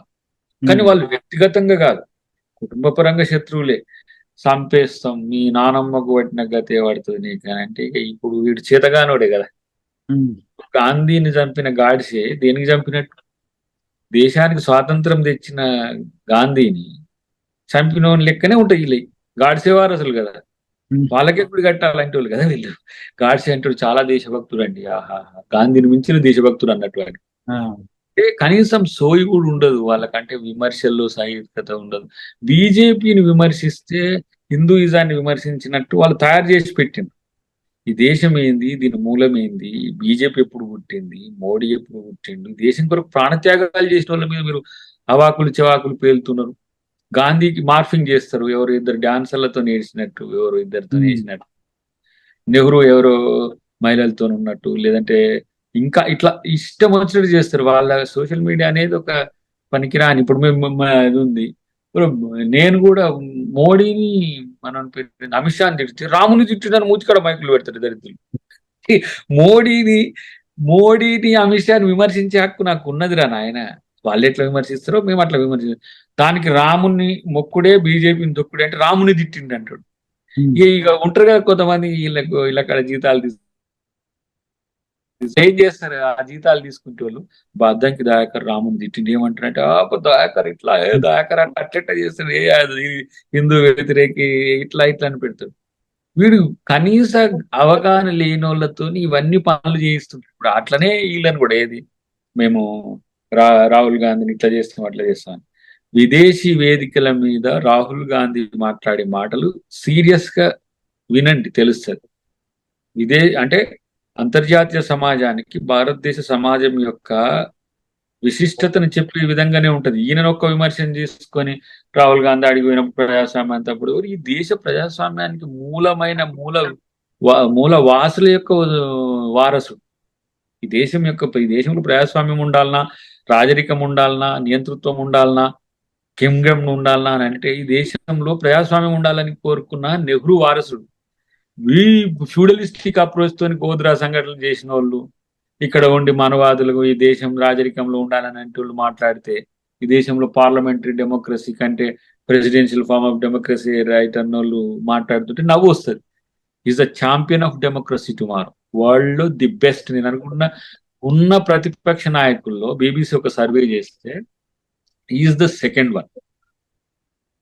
ప్రతిపక్ష నాయకుల్లో అత్యంత నాణ్యతతో కూడిన వ్యవహారాలు చేసేటల్లో రాహుల్ గాంధీ ఛాంపియన్ గా ఉన్నాడు. రేపు నెంబర్ 1 అయితే రేపు ఈ దేశానికి ప్రధానమంత్రి కాబోతున్నాడు. మోడీ 5 సంవత్సరాలు మొదలెళ్తాడో లేదో నాకు తెలియదు, కానీ వాళ్ళు ఏదో డ్రామాలు చేస్తున్నారు. కానీ కాబట్టి అలాంటివి ఇవన్నీ కామనే కదా. ఇప్పుడు ప్రతిపక్ష నాయకుడు ఇవన్నీ ఎదుర్కోవాలి. వాళ్ళు చేసే ట్రోల్స్ కు, వాళ్ళు చేసే మీడియా మేనేజ్మెంట్లకు అవన్నీ కూడా కొత్త ఏం కాదు. ఆయన ఒకసారి ఒక స్టేట్మెంట్ కూడా ఇచ్చింది, నువ్వు ఎంత తెలివి కల్లోనైనా గా, ఉమ్, బీజేపీకి నచ్చకపోతే నువ్వు పప్పు అవుతావు అని అన్నాడు. అంటే బీజేపీకి నచ్చకపోతే దానికి 17,000 crores ఖర్చు పెట్టిండట ఆ పప్పు అనేది అనగానే ఈయన రావడానికి. మీడియాకు యూట్యూబ్లకు 17,000 కోట్లు ఖర్చు పెట్టిండు. అంటే నిజంగా నిప్పును పప్పు చేయాలంటే అవుతుందా? తేలిండు కదా. నిజం ఉమ్. నిజాయితీగా తేలుతుంది. లేట్గానైనా కూడా నిజం ఎట్లా ఉంటుందో అని చెప్పడానికి ఇప్పుడు రాహుల్ గాంధీ ఒక ప్రత్యక్ష ఉదాహరణ. కాబట్టి వీటిని అన్నిటిని ఎదుర్కొని ఎక్కడ వాళ్ళ కుటుంబమే మొత్తం నష్టపోయి పార్టీనే నాశనం చేసే స్థితిలో ఉన్న క్రమంలో వీళ్ళు భారత్ ముక్త్ భారత్ అనే కాంగ్రెస్ ముక్త్ భారత్ అనే పేరు మీద వీళ్ళు నినాదం తీసుకొని వచ్చిన క్రమంలో ఒక చిన్న సైనికునిగా మొదలై ఇలా యుద్ధ వీరునిగా ఈరోజు రాహుల్ గాంధీ కావడం అనేది కాంగ్రెస్ శ్రేణులకు ఒక మాకు ఒక మంచి నాయకుడు వచ్చిందని ఒక భరోసా ఉంటది. ఇప్పుడు మాకు రేవంత్ రెడ్డి గారు అక్కడ ఉన్న పరిస్థితి ఎట్లా ఉండే అప్పుడు ఒకటేసారి ఎక్స్ప్లోజన్స్ కేసీఆర్ ను ఎదిరించడానికి, ఇలా మోడీని కొట్టడానికి మాకు రాహుల్ గాంధీ వచ్చిండు. డెఫినెట్ గా రేపటి ప్రధాని అవుతారైతే నేను అనుకుంటున్నా. ఈ విమర్శలన్నీ వాళ్ళు చేసుకుంటూనే ఉంటారు, మేము పట్టించుకోకుండా ఉంటాం అనేది అనుకుంటున్నాం. ఒకసారి జమిలీ ఎన్నికల గురించి మాట్లాడదాం. జమిలీ ఎన్నికలకు సంబంధించి ఇప్పటికే రామ్నాథ్ కోవింద్ కమిటీ కూడా నివేదికనిచ్చింది. కేంద్ర మంత్రివర్గం కూడా ఆమోదం ముద్ర వేసింది. 2026 లేదంటే 27లో జమిలీ ఎన్నికలు వచ్చే అవకాశం ఉంది అంటున్నారు. అసలు నిజంగా అది సాధ్యమవుద్ది అంటారా? దేశం మొత్తం ఒకేసారి. ఇప్పుడు నేను చెప్పిన దానికి ఈక్వేట్ కాలేదా? ఉమ్, 2-3 సంవత్సరాల్లో ఆయన ప్రభుత్వమే పడిపోయే పరిస్థితి వస్తుంది. ఉమ్, డిసిషన్ తాలూకు ఇప్పటికీ అర్థం కావట్లేదు. రేపు ప్రజలు తిరుగుబాటు మొదలు పెడితే మోడీ అయినట్టు మళ్ళీ ఆడ దాచుకుంటాడో తెలియదు. అందుకని 26కి ఎన్నికలకు నెడితే ఉమ్, ఒక పార్ట్ అంటే ఒక హాఫ్ 26కి నెడితే 29కి ఇంకో పార్ట్ నెట్టేద్దాం, అప్పటి వరకు మనం బతికాయ అన్నట్టు ఉన్నారు. నేనేమంటున్నానంటే జమిలీ ఎలక్షన్ అనేది అన్ని ఎన్నికలను ఒకటేసారి జరపడానికి కాదు వాళ్ళు చేసేది. ఉమ్, అసలు ఎన్నికలే లేకుండా చేయడానికి తెలుస్తుంది రేపు మీకు. ఎందుకంటే ఎందుకు ఈ దేశానికి ఒక ప్రధానమంత్రి ఉంటే అయిపోతాడు కదా, ఆయన అన్ని చూసుకుంటాడు. ఓ 2-3 ఇండస్ట్రియలిస్టులు కార్పొరేట్లు ఉంటే చాలు వ్యాపారం చూసుకోవడానికి. ఒక పార్టీ ఉంటే చాలు బీజేపీ, లేకపోతే ఒక ఎన్నిక చాలు, ఈ ఒక ఎన్నిక అయితే అయిపోతుంది. అన్ని ఏక్ నిరంజన్ గా లేవు, ఏదైనా ఒక్కళ్ళు. ఇప్పుడు మోడీ ఒక్కడే ఉన్నట్టు ఇట్లా. అంటే వీళ్ళ ఆలోచన తెలియంది కాదు, వీళ్ళ ఆలోచన అనేది డెమోక్రటిక్ గా ఉండదు. వీళ్ళ ఆలోచన ఎప్పుడు కూడా నియంతృత్వ ధోరణితోనే ఉంటది. ఒకరి చేతుల్లోనే అన్ని ఉండాలనే ఒక రాజరికపు ఆలోచనలు ఉంటాయి. కాబట్టి దాన్ని ప్రజలు తిరస్కరిస్తారా, దాన్ని అంగీకరిస్తారా అనేది రేపటి రోజు ప్రజలు చూసుకుంటారు. ఎందుకంటే ఇట్లనే శ్రీలంకలో అధ్యక్షుడు చేసిండు, ఇట్లనే బంగ్లాదేశ్ లో చేసిండు, ఇట్లనే 2-3 దేశాల్లో చేసిండు. మాల్దీవ్స్ లో కూడా జరిగింది. జమిలీ ఎన్నికలు సాధ్యమా అసాధ్యమా అనే దాని దగ్గర సాధ్యమైన అసాధ్యమైన అవి ప్రజలకు అవసరం లేని. కోరుకుంటుండ్రా జమిలీ ఎన్నికలు పెట్టమని ప్రజలు? ఉద్యోగాలు ఇవ్వమని కోరుకుంటుండ్రు. ఉద్యోగాలు ఇట్లా జమిలీగా పెట్టరా దేశంలో మొత్తం ఒకసారి ఒక 2 కోట్లు? లేకపోతే మంచి స్కూల్స్ ఇవ్వమంటుండ్రు, అందరికి ఇట్లా హాస్పిటల్స్ అన్ని ప్రతి ఊర్లో ఉండాలనుకుంటారు. ఇట్లా జమిలీగా చేయరాదు, ఆడి చేత కాదు. ఇప్పుడు దీంట్లో ఏంటంటే కేంద్ర గుత్తాధిపత్యం రాష్ట్రాలది మొత్తం తన చేతిలో గుంజుకోవడం, బలమైన కేంద్రం బలహీనమైన రాష్ట్రాలు చేసి వాళ్ళను సామంతులుగా చేసి ఆటాడాలనుకుంటుండే. ఇదే అంత సూత్రం. ఎందుకంటే మను సిస్టంలో ఏంది, రాజు ఎప్పుడు బలంగా ఉండాలి, ప్రజలు ఏంది బలంగా ఉంటుండ్రు. ఇట్లా కలవదు. ప్రజలు బలంగా ఉంటేనే కదా ప్రజాస్వామ్యం ఉండేది. రాజు బలంగా ఉంటే ఏమవుతుంది, ప్రజలు కొరిగేది ఎక్కడ పడితే అక్కడ అణచివేస్తాడు. ఇప్పుడు మోడీకి ఇంకా అది అర్థం కావట్లేదు. కానీ 400 ఈ రాజ్యాంగాన్ని మారుస్తా అంటే 270 ఇచ్చింది. సౌదపు కన్లోట పోయేటట్టు. ఇప్పుడు మన చంద్రబాబు నాయుడు, ఈయన నితీష్ కుమార్, మమతా బెనర్జీ లాంటి వాళ్ళు ఇంకా తలుచుకుంటే అది ఉత్తదే ఊసిపోయేది. ఇప్పుడు వాళ్ళని ఎట్లా కంట్రోల్ తెచ్చుకోవాలనే దానికంటే కూడా రాజకీయాలను ఎట్లా కంట్రోల్ తెచ్చుకోవడానికి జమిలీ తెచ్చింది. మీరు ప్రజలకు మేలు చేస్తే, ప్రజల అభిప్రాయాల్ని గౌరవిస్తే, ప్రజల యొక్క ఆలోచనలు మీరు ముందుకు తీసుకుపోతే మీకు మేలు జరుగుతుంది తప్పితే మీకు ప్రజల్ని అణచివేయాలని చూస్తే, ప్రజలతో బెదిరించాలని చూస్తే కాదు. జమిలీ మీకు స్లోగా అర్థమవుతుంది. జమిలీ అది కూడా అతిపెద్ద, ఇప్పుడు ఈ 5 సంవత్సరాల కోసం చేస్తున్న అతి వ్యయ ప్రయాసలకు వచ్చి చేస్తున్న అతి ఖర్చుతో చేయబోతున్న ప్రయత్నం. ఈసారి 4వసారి అధికారంలోకి రావడానికి, బీజేపీ మనుగడ కొనసాగించడానికి, ఆర్ఎస్ఎస్ ఆలోచనలు ముందుకు తీసుకుపోవడానికి తప్పితే ప్రజలకు ఎవరు కోరుకోలేదు జమిలీ ఎన్నికలు. ఎక్కడ ఎన్నికలు జరిగితే ఇప్పుడు ఒకసారి ఎన్నికలు 2029లో జరుగుతాయి. ఎన్నికలు మళ్ళీ మధ్యన ఉండవా? ఉంటే ఏం చేస్తాడు?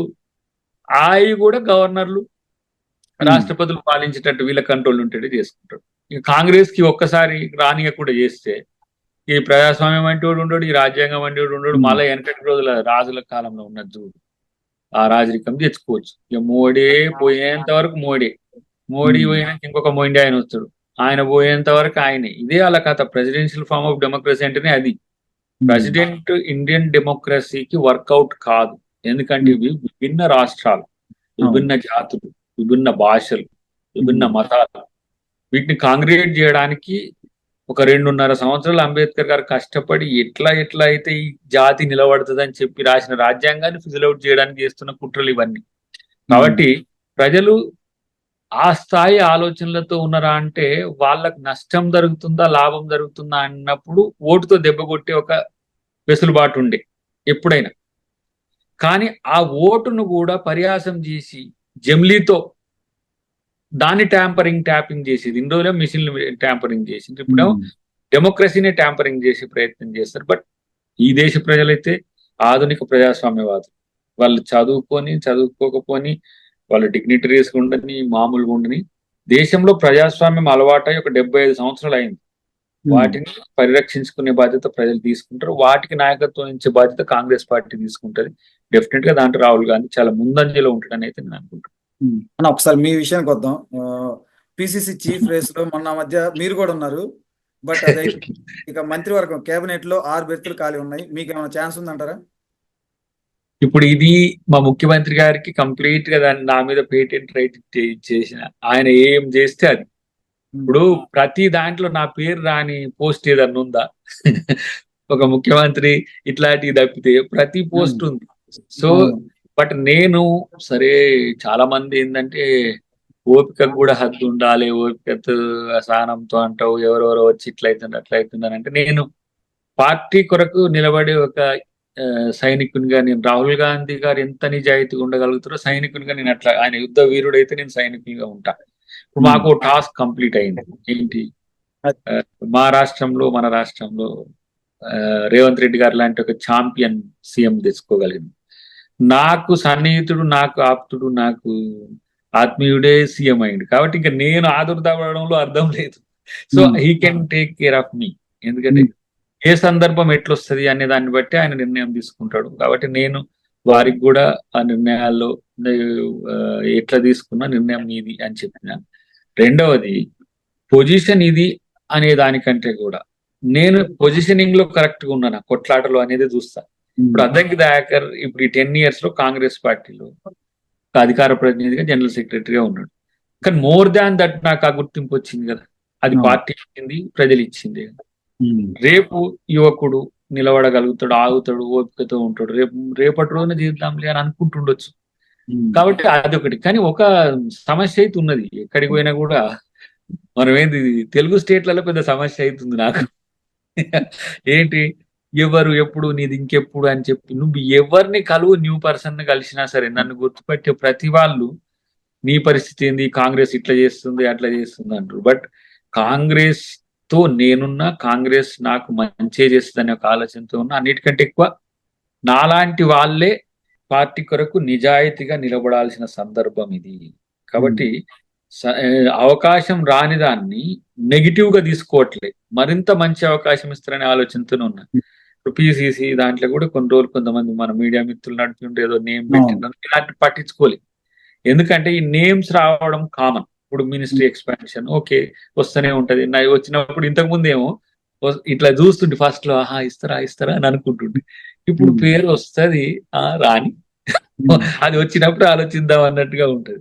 సో ఈ ఉమ్, మీన్ టైంలో నేను కొంచెం నన్ను నేను రిడ్రెస్ చేసుకోవడానికి కూడా అంత ఈ 10 సంవత్సరాలు, ఆ 10 సంవత్సరాలు పోరాటమే నిరంతరం. సో ఉమ్. ఇప్పుడు కొంత లీజర్ దొరికింది. డెఫినెట్ గా అతి త్వరలో వాళ్ళు నాకు పని పెడతారు, పని ఇస్తారు. సో అది అంటే అంత ఏమన్నా వర్కింగ్ ప్రెసిడెంట్ పోస్ట్ ఏమైనా ఇవ్వబోతున్నారా? నేను అనుకోవట్లే, నేను అడగలేదు, నేను ఉమ్, ఏది కూడా అడగను. ఎందుకంటే వాళ్ళు నన్ను ఏ విధంగా వినియోగించుకోవాలనే దగ్గర వాళ్ళకు స్పష్టత ఉంది. ఉమ్, అధిష్టానానికైనా, మా ఇప్పుడు మాజీ పిసిసి గారికైనా, ఇప్పటి పిసిసి గారికైనా, మా ముఖ్యమంత్రి గారికైనా సరే ఓ స్పష్టత ఉంది. నేను ఇప్పుడు నేను నేను ఏమని అడగను, నాకు ఏది ఏమని నేను అడగాలి. ఇది ఏమని అడగడానికి ఏం లేదు, వాళ్ళు ఏది ఇస్తే అది పని చేసే ప్రయత్నం చేస్తా. బట్ అట్లా అని చెప్పి ఏది ఇస్తే కూడా అది తీసుకొని చేయడానికి లేదు. మళ్ళా మన క్రెడిబిలిటీ కూడా క్రైసిస్ లో పడవద్దు కదా. ఎవరైనా కానీ ఇప్పుడు అడిగితే కూడా దయాకర్ కాంప్రమైజ్ అయిపోయింది. ఇప్పటికి చాలా చర్చలు ఏంటంటే దయాకర్కి ఏదో పెద్దది ఇస్తా అన్నాడట, ఆగిందని, లేదో ఏదో అది ఇస్తా అంటే ఇది ఏమి ఉండదు. ఇప్పుడు మా వాళ్ళు ఇచ్చే జాబ్ లో నాకు జాబ్ సాటిస్ఫాక్షన్ ఉండేది, నేను ఏమంటారు చేయగలిగేది అని అనుకుంటే ఓకే, లేకపోతే ఏం త్యాగానికి పెద్ద సమస్య ఏం కాదు. అది ఇంకొకరికి ఇవ్వమని కూడా చెప్పొచ్చు, ఒకవేళ మన మన రేంజ్ కాకుండా ఉన్నదాన్ని. బట్ ఏదున్నా నేను పార్టీ ఫ్యూచర్ ను దృష్టిలో పెట్టుకొని పనిచేయాల్సిన పరిస్థితి వస్తుంది. రేపటి రోజు నా అవసరం పార్టీకి, పార్టీ దేశం కొరకు, మాలాంటి వాళ్ళ కొరకు ఇంకా పెద్ద నిర్ణయాలు తీసుకుంటుంది. మాలాంటి రేపటి తరం కోసం కూడా ఉపయోగపడతాం కదా. కాబట్టి మంచిదే వస్తుంది, మంచిదే రావాలని కోరుకుందాం. ఇప్పుడు మళ్ళీ చిన్నది తీసుకుంటే దయాకర్ తొక్కేసిండ్రా కాంగ్రెస్ పార్టీలో, అదొక పెద్ద లొల్లి. ఇప్పుడు చాలా మంది ఏంది, కాంగ్రెస్ పార్టీలో దయాకర్ బాధితుడు, అన్యాయం జరిగిందని అందరు సానుభూతి చెప్పే కాడికి వచ్చిండ్రు. బాధ సానుభూతి కంటే ఎక్కువ కూడా దయాకర్ లాంటి వాళ్ళు కూడా కాంగ్రెస్ పార్టీలో ఉంటుంటారు, ఇట్లా ఉంటారు. ఇది కాంగ్రెస్ పార్టీ అంటే. పదవి ఇవ్వకపోయినా సరే ఊరికనే పార్టీలు మారడం కాదు, పదవి ఇవ్వకపోయినా కాంగ్రెస్ పార్టీ కొరకు నిజాయితీగా కొట్లాటలు కాంగ్రెస్ పార్టీలో ఉంటారని చెప్పడానికి నేను ఉదాహరణకు కూడా ఉండాలి. రేపటి తరం యువతరం కూడా మనం ఒక మెసేజ్ ఇవ్వాలి. ఏంటంటే రాజకీయాలు అనగానే సంపాదన, పదవి, లేకపోతే హోదా, లేకపోతే ఏదో నాయకుని పక్కన ఉంటేనే లెక్క, అధికారంలో ఉంటేనే లెక్క అనే స్థితికి వచ్చింది. ఇక అట్లా అంటే మరి కొట్లాడేటోడు ఎవడు ఉంటాడు? అధికారం రాగానే అధికార పార్టీ వైపు పోతాడు. మరి ప్రజల కొరకు కొట్లాడేటోడు ఎవడు ఉంటాడు? సో ఇప్పుడు అధికారంలో ఉన్నప్పటికి కూడా ప్రజల కోసం మేలు చేసే ప్రయత్నాలు నేను ఎన్నో చేయొచ్చు, అవకాశం ఉంది. అధికారం వస్తే ఒక రకంగా, అధికారం రాకుంటే ఇంకో రకంగా కూడా చేసే అవకాశం ఉంటుంది. కాబట్టి కొంచెం ఓపికకు, సహనానికి బ్రాండ్ అంబాసిడర్ గా ఉండే ప్రయత్నం చేస్తున్నారు. అయితే మీరు ఎన్ని చెప్పుకున్నా గానీ మీకు పార్టీలో కానీ లేదంటే ప్రభుత్వంలో కానీ ఎటువంటి ఇది దక్కపోవడానికి కారణం కోమటిరెడ్డి అని చెప్పుకుంటూ ఉంటారు. లోపల తీసే గోతులు తీస్తూనే ఉంటారు. కాంగ్రెస్ పార్టీలో ఇది సహజం అంటూ ఉంటారు కదా. ఇగో కోమటిరెడ్డి గారు మేము ఎంత దగ్గర క్లోజ్ అని చెప్పడానికి మొన్న మన మూవీ లాంచ్కి వచ్చింది. అది ఎవరో అట్లా అంటారు కానీ మా ఇద్దరి మధ్యన ఉన్న బంధం ఇంకా మోర్ దాన్ దట్. సో మా ఎంపీగా ఉన్నప్పుడనే కాదు, నా మొదటి ఎన్నికకు కూడా ఆయన చాలా, నేను ఒక రకంగా బ్రదర్హుడ్ అట్లా ఉంటాడు ఆయన. నేను అది అవడం వల్ల మా మధ్యన గ్యాప్ పెరిగింది అంతే తప్పితే నా మీద ఉన్న కోపం కూడా లేదు మధ్యన మేము కలిసినప్పుడు కూడా. కానీ అది కాదు, చాలా నేను అనుకుంటున్నా ఏంటంటే చాలా వాటికి ఎలిజిబిలిటీ ఉండడం సమస్యనా, లేదంటే మా కమ్యూనిటీలో కొంత ఎక్కువ మంది నాయకులు ఉండడం సమస్యనా, లేదు నన్ను అడ్డుకుంటూ ఎవరో నాకు తెలియకనా, ఇవన్నీ ఉన్నాయి కన్ఫ్యూజన్స్. బట్ వాటి వల్ల ఇప్పుడు దయాకర్ లాంటి వాడు వీటి కొరకు ఆలోచించి నాకు ఇది ఇయ్యలేదు అని అలిగి కూర్చున్నా, లేకపోతే నాకు అది చేయట్లేదని చెప్పి కూర్చున్నా, నాకు అది పెద్దగా నచ్చదు. ఎందుకంటే నేను 10 years మూమెంట్ లో ఉన్నాం. అఫ్ కోర్స్ 2009-6 నుంచి సీరియస్ గా ఉన్నా, 9 నుంచి నాకు తెలిసి 24/7 లో మేము 14 hours ఇట్లా పనిచేసినవి కూడా ఉన్నాయి. బట్ ఏ రోజు కేసీఆర్ పార్టీ కోసం కానీ కేసీఆర్ అధికారంకి వస్తే ఏ రోజు కప్పు కాఫీ కూడా నేను చూడలేదు. ఒకవేళ కొన్ని సందర్భాల్లో ఎక్కడన్నా వస్తాడు అని అంటే మేము అంతకంటే ముందు తలంబ్రాలు వేసిపోవడము, లేకపోతే ఈయన వస్తాడంటే ముందే వెళ్ళిపోయేటోళ్ళు. కలవాలని కూడా నేను ఇప్పుడు అనుకోలేదు. ఎందుకు? My line is straight.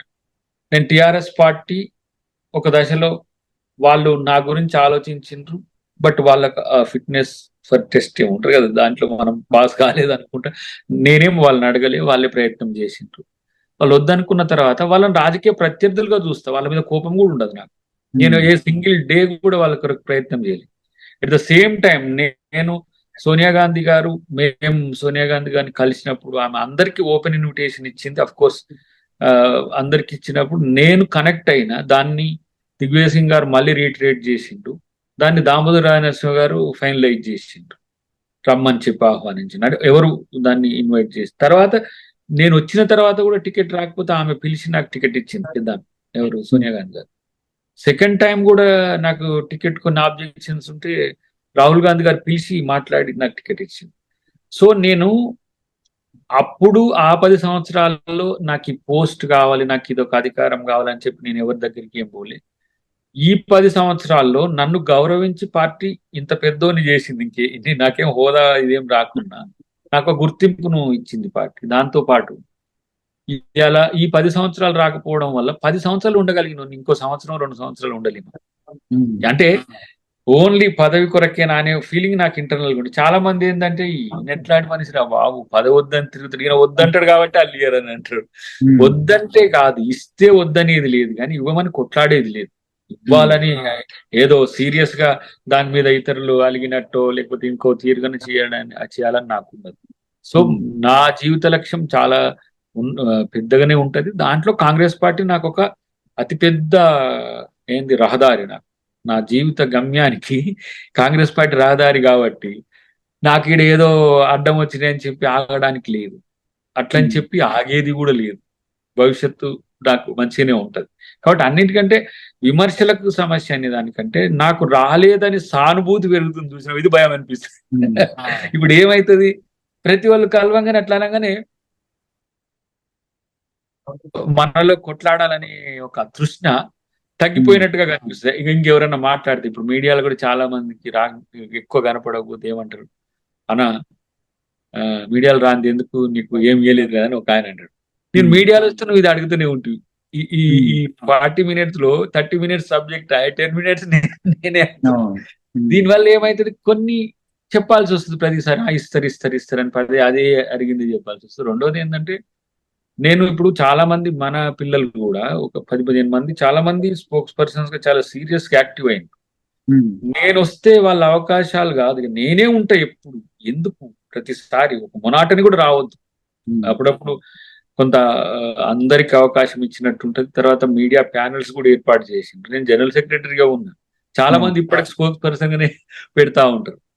అది పిసిసి, నా వర్కింగ్ ప్రెసిడెంట్, ఏఐసిసి, ఈ పదవులతో నేను పెద్దగా నేను పని ఎంత సీరియస్ గా చేస్తున్నానే దాని మీదనే కాన్సన్ట్రేట్ చేస్తా. ఈ లీన్ టైంలో కూడా నేను పార్టీకి ఉపయోగపడే పనులే చేస్తా. ఇంకా భవిష్యత్తులో ఇది మూవీని కూడా అయిపోయినాక ఇంకా కొంత సీరియస్ గా యాక్టివిజం ఉంటది. ఎందుకంటే ఈ లీన్ టైంలో నేను దీన్ని ఫినిష్ చేసుకుంటే నాకు ఇక తర్వాత మా ప్రొడ్యూసర్ ఇబ్బంది కాకుండా ఉంటాడు, ఎందుకంటే ఎక్కువ టైం ఇస్తలేను. అది ఒకటి. కొంచెం ఎక్స్పాండెడ్ మోడ్ లో ఇండియా లెవెల్లో దీన్ని ఇంకో ఇతర 2-3 భాషల్లో కూడా అనుకుంటున్నాం కాబట్టి కొంచెం టైం దీనికి ఇవ్వాల్సి వస్తుంది. జనరల్ గా అద్దంకి దయాకర్ అంటే టీవీలోనే కనిపిస్తాడు, ప్రజాక్షేత్రంలో ఉండడు. ఇప్పుడేమో పెద్ద స్క్రీన్ వెండితెర మీద కనబడబోతున్నారని చెప్తారు చాలా మంది. ఇప్పుడు ఒక దశ మొత్తం నా జీవితమే జనంతోని కదా. పొద్దుగా లేస్తే ఏంటిది, మన ఆర్టీసీ బస్సులలో కూడా ఏటూరు నాగారము, మంగపేట ఆ ఏరియాలు, లేకపోతే ఇచ్చాపురం నుంచి ఇటు పోతే చిత్తూరు. నా లైఫ్ విత్ పీపుల్ ఆల్వేస్.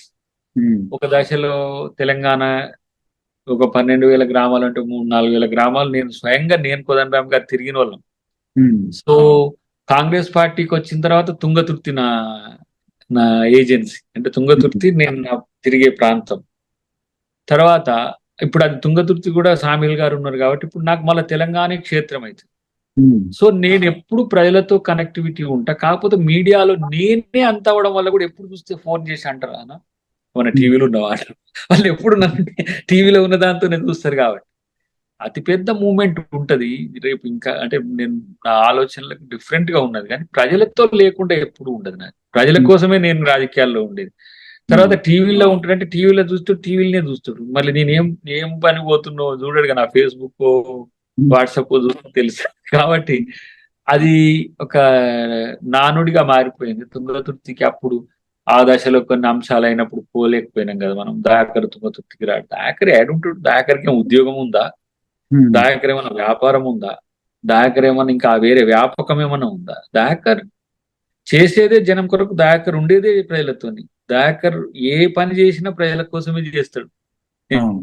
ఇతరుల మాదిరిగా వ్యాపారం ఉండి 50% టైం దానికి, రాజకీయాలకు 50%, లేకపోతే ఉద్యోగం ఉంటే ఇంటర్నల్ పాలిటిక్స్, ఇట్లా కాదు కదా. నేను my life for the people, that's it. నేను అధికారంలో ఉన్నా లేకపోయినా, నాకు అధికారం వచ్చినా రాకపోయినా, నా లైఫ్ ప్రజలతో ఉంటదనే కదా ఈ లైఫ్ ఎంచుకున్నది. కాబట్టి ఒకవేళ వ్యాపారాలు చేయొచ్చు. ఇప్పుడు వెండి వెండి తెర అన్నది ఇట్స్ అ మూవ్మెంట్. మీరు రేపు ఆ సినిమా చూసినాక ఇట్లా కూడా రాజకీయాలు చేయొచ్చా అనిపిస్తుంది. అదేదో పెద్ద సినిమా అంటే హీరోయిన్లతో డాన్స్లు వేసుకుంటా, ఫైట్లు చేసుకుంటా, లేకపోతే ఏదో ఎంటర్టైన్మెంట్ మూవీ కాదు కదా అది. ఇండియా ఫైల్స్ అనేది ఒక సీరియస్ డిస్కషన్, ఈ 10,000 years చరిత్రను చెప్పే ఒక సినిమా. సో అది కూడా రేపు జాతీయ అంతర్జాతీయ స్థాయిలో దాన్ని జనానికి ఒక 100 బహిరంగ సభలు పెట్టినట్టు ఆ సినిమా.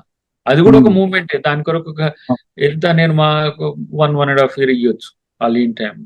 సో ఆ వెండి తెర కూడా ప్రజలకు ఆ, ఒక బాగు చేసే కోణం నుంచి, లేదంటే ప్రజల కోణాన్ని ఆవిష్కరించే పరిస్థితి ఉంటది. బట్ విమర్శకుల్లో కొన్ని అంశాలు యాక్సెప్ట్ చేస్తా నేను. జనంతో ఉండాలనేది రేపు అతి పెద్దగా జనంలోకి వస్తే అప్పుడు వాళ్ళకి తెలుస్తుంది. ఇంకా పెద్ద ఉంటది.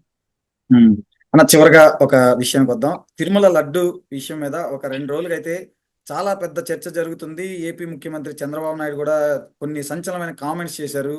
తిరుపతి ప్రసాదంలో జంతువుల నూనె, ఫిష్ ఆయిల్ ఇవి కలుపుతున్నారు అని చెప్పి ఆరోపిస్తున్నారు. అసలు నిజంగా తిరుమలలో అంటే మీకున్న సమాచారం మేరకు నిజంగా అసలు తిరుమల ప్రసాదంలో అట్లా చేయడానికి ఛాన్స్ ఉంటుంది అంటారా? ఎందుకంటే ఒక లడ్డు తయారీ అయిన కాడ నుంచి భక్తుడి చేతిలోకి వచ్చే వరకు అంటే నేను తెలుసుకున్నది ఏంటంటే ఒక 2-3 చెక్ పాయింట్లు ఉంటాయంట.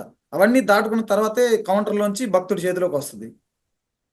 ఏం చెప్తారు అసలు? ఒకటి, ఈ లడ్డు రాజకీయమే రాజకీయం అదే అని లడ్డూనే రాజకీయం చేయడాన్ని నేను వ్యతిరేకిస్తా. కానీ లడ్డు క్వాలిటీ తగ్గిందా అంటే మాత్రం ఏం జరిగిందో నాకు తెలియదు. నేను నేను అన్ని దేవాలయాల కంటే అతి ఎక్కువగా పోయేది నాకు ఇష్టమైంది వెంకటేశ్వర స్వామి. ఒకవేళ అతి ఎక్కువ సార్లు గుండు కొట్టించుకున్నా అంటే కూడా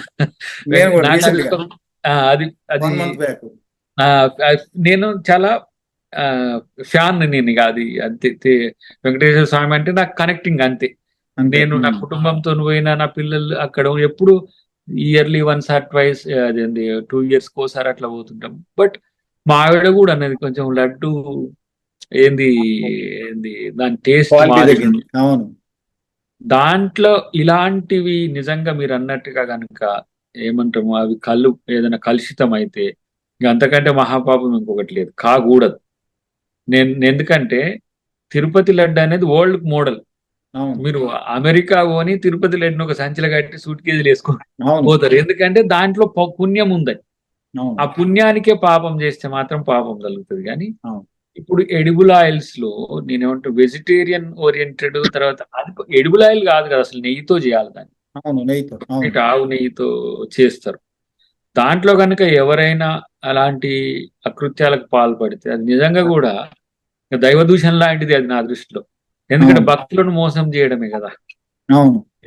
అందులో తిరుపతి లాంటి ఒక విశిష్టత కలిగిన దేవాలయం మీద ఒక అంచనా ఉంటది.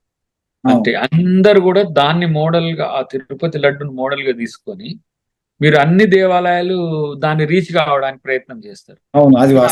ఆ లడ్డు పాకము ఇంకే దేవాలయానికి దొరకాలి. అంతకంటే టేస్ట్ ఉండొచ్చు, అంతకంటే తక్కువ, కానీ అది ఒక రకమైన విశిష్టత కలిగి ఉన్నది. నాకు తెలిసి పేటెంట్ కూడా ఉన్నట్టుంది దానికి తిరుపతి లడ్డు. కాబట్టి అలాంటి ఒక క్రెడిబుల్ ఉన్న దాన్ని దేవాలయం యొక్క, నేను నేషనల్ మీడియాలో కూడా చూస్తున్నా, బాబు గారు మాట్లాడేది చూస్తున్నా, జగన్ గారు మాట్లాడేది చూసిన, ఏమున్నా కూడా లడ్డు మీద ఇంత రాద్ధాంతమా అనిపించింది. లడ్డే రాజకీయమైంది ఇప్పుడు 100 days పరిపాలన కంటే కూడా లడ్డు చుట్టే తిరుగుతా ఉన్నది. నేషనల్ మీడియా చర్చలు పెట్టింది దాన్ని. అయితే యాక్చువల్గా ఇక్కడ మీరు ఇదే అన్న గమనించాల్సింది, ఈ 100 days పాలనలో చంద్రబాబు ఏమి చేయలేదు రాష్ట్రానికి అని చెప్పి ఈ ఒక డైవర్షన్ పాలిటిక్స్ కోసం ఈ లడ్డూని తీసుకొచ్చారంటున్నారు. ఎందుకంటే అంటే వాళ్ళు చెప్తుంది ఏంటంటే ప్రధానంగా ఒక్క పెన్షన్ మినహాయిస్తే ఇచ్చిన హామీలు ఒక్కటి నెరవేర్చలేదు. ఎట్ ద సేమ్ టైం అటు స్టీల్ ప్లాంట్ కానీ, అంటే వరల్డ్ బ్యాంకు అమరావతి రాజధానిగా పనికిరాదు, ఖచ్చితంగా భవిష్యత్తులో ఇబ్బందులు ఎదురవుతాయి అని చెప్పడం కానీ, లేదంటే విజయవాడ వరదలు కానీ, ఈ స్టీల్ ప్లాంట్ విషయం కానీ, ఏపీకి మెడికల్ కాలేజీల విషయం కానీ, ఇక సూపర్ 6 ఏవైతే ఉన్నాయో వీటన్నిటిలో కూడా చంద్రబాబు ఒక్కటి కూడా అమలు చేయలేదు, కేవలం డైవర్షన్ చేయడం కోసం అని చెప్పి దీన్ని తెర మీద తీసుకొచ్చారని చెప్పి కూడా అంటున్నారు కదా. సరే, 100 రోజుల ప్రోగ్రెస్ కార్డు మీద దాంట్లో 10 రోజులు వరదలే ఉన్నాయి. అది చాలా బాధాకరం. బట్ 100 రోజుల ప్రోగ్రెస్ కార్డు ఇవ్వాల్సిందే, అది ప్రభుత్వం చెప్పాల్సిందే. కానీ లడ్డు అనే దాన్ని అడ్డం తెచ్చి రాజకీయాలు చేస్తుండని అనుకోవడానికంటే కూడా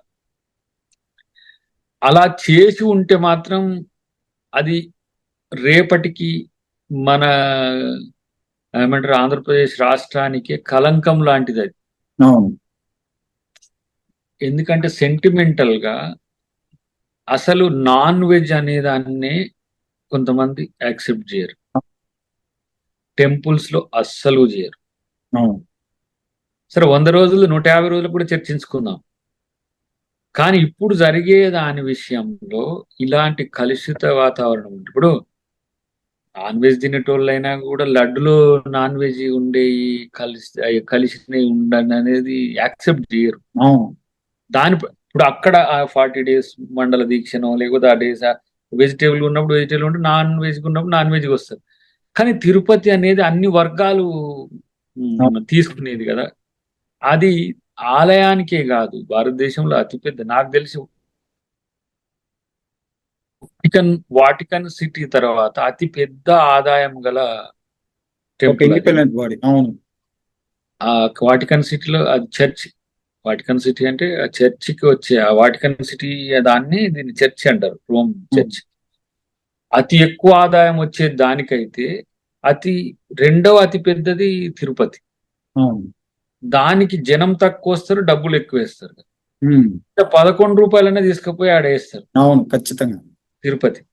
దానికి అంత చరిత్ర నుంచి చాలా మంది పెద్ద తిరుపతికి పోలేక జీవితాలు సాధించిన వాళ్ళు ఉన్నారు వెనకటి రోజులు. ఉమ్, మా డాడీ కూడా పెద్ద తిరుపతి పోవాలనేది, కానీ ద్వారకా అవును. తిరుమల వరకు పోయి ఎంజాయ్ చేసి ఆ, వస్తే అవును ఇదే తిరుపతి అని మనకు ఏలూరు అవును. మన పశ్చిమ గోదావరిలో ఉంది ద్వారకా తిరుమల. ద్వారకా తిరుమల. ఉమ్, అంటే ఈ రోజు వచ్చిన సౌకర్యాల దృష్ట్యా ప్రపంచవ్యాప్తంగా ఉన్న భక్తులు కూడా ఇక్కడికి వస్తున్నారు. ఉమ్, ఎయిర్ కనెక్టివిటీ కావచ్చు, వాట్ ఎవర్. అది ఒక ప్రాశస్త్యమే కాదు, దానికి ఎందుకు ఒక తిరుపతి అనే దాంతో తెలుగు పీపుల్కే కాదు బాలాజీ భక్తులకు అందరికి కూడా కనెక్టివిటీ ఉంది. ఇక ఇప్పుడు రేపు లడ్డు తీసుకోవాలంటే ఇది కల్తీదా మంచిదా అని ఆలోచించాల్సిన స్థితి మెంటల్ గా తెచ్చిపెడుతుంది. అవును ఇది సమస్య కదా. అవును ఒక దాంట్లో కొంత కల్తీ జరుగుతుందంటే మనం ఎంతసేపు నెగిటివిటీనే ఆలోచిస్తాం. అవును తిరుపతి లడ్డు అంటే స్వచ్ఛతకు, అదే ప్యూరిటీకి, అదే అవును. బ్రాండ్ అనేటట్టు ఉండే స్థితి నుంచి ఒక మెంటల్ ఒక థింక్ వచ్చింది. అది రాకుండా చేయాల్సిన బాధ్యత ఉంది. నేనేమంటున్నా అంటే అసలు ఉచితంగా ఇచ్చే లడ్డు కాస్త ఖరీదైంది. అవును ఖరీదైన లడ్డు కాస్త ఖరాబ్ అయితే ఎట్లా? అవును కావద్దు కదా. అవును. ఏది కలిపినా కలపకపోయినా న్యాచురల్ గా ఉండాల్సిన అవసరం అయితే ఉన్నదని నా వ్యక్తిగత అభిప్రాయం.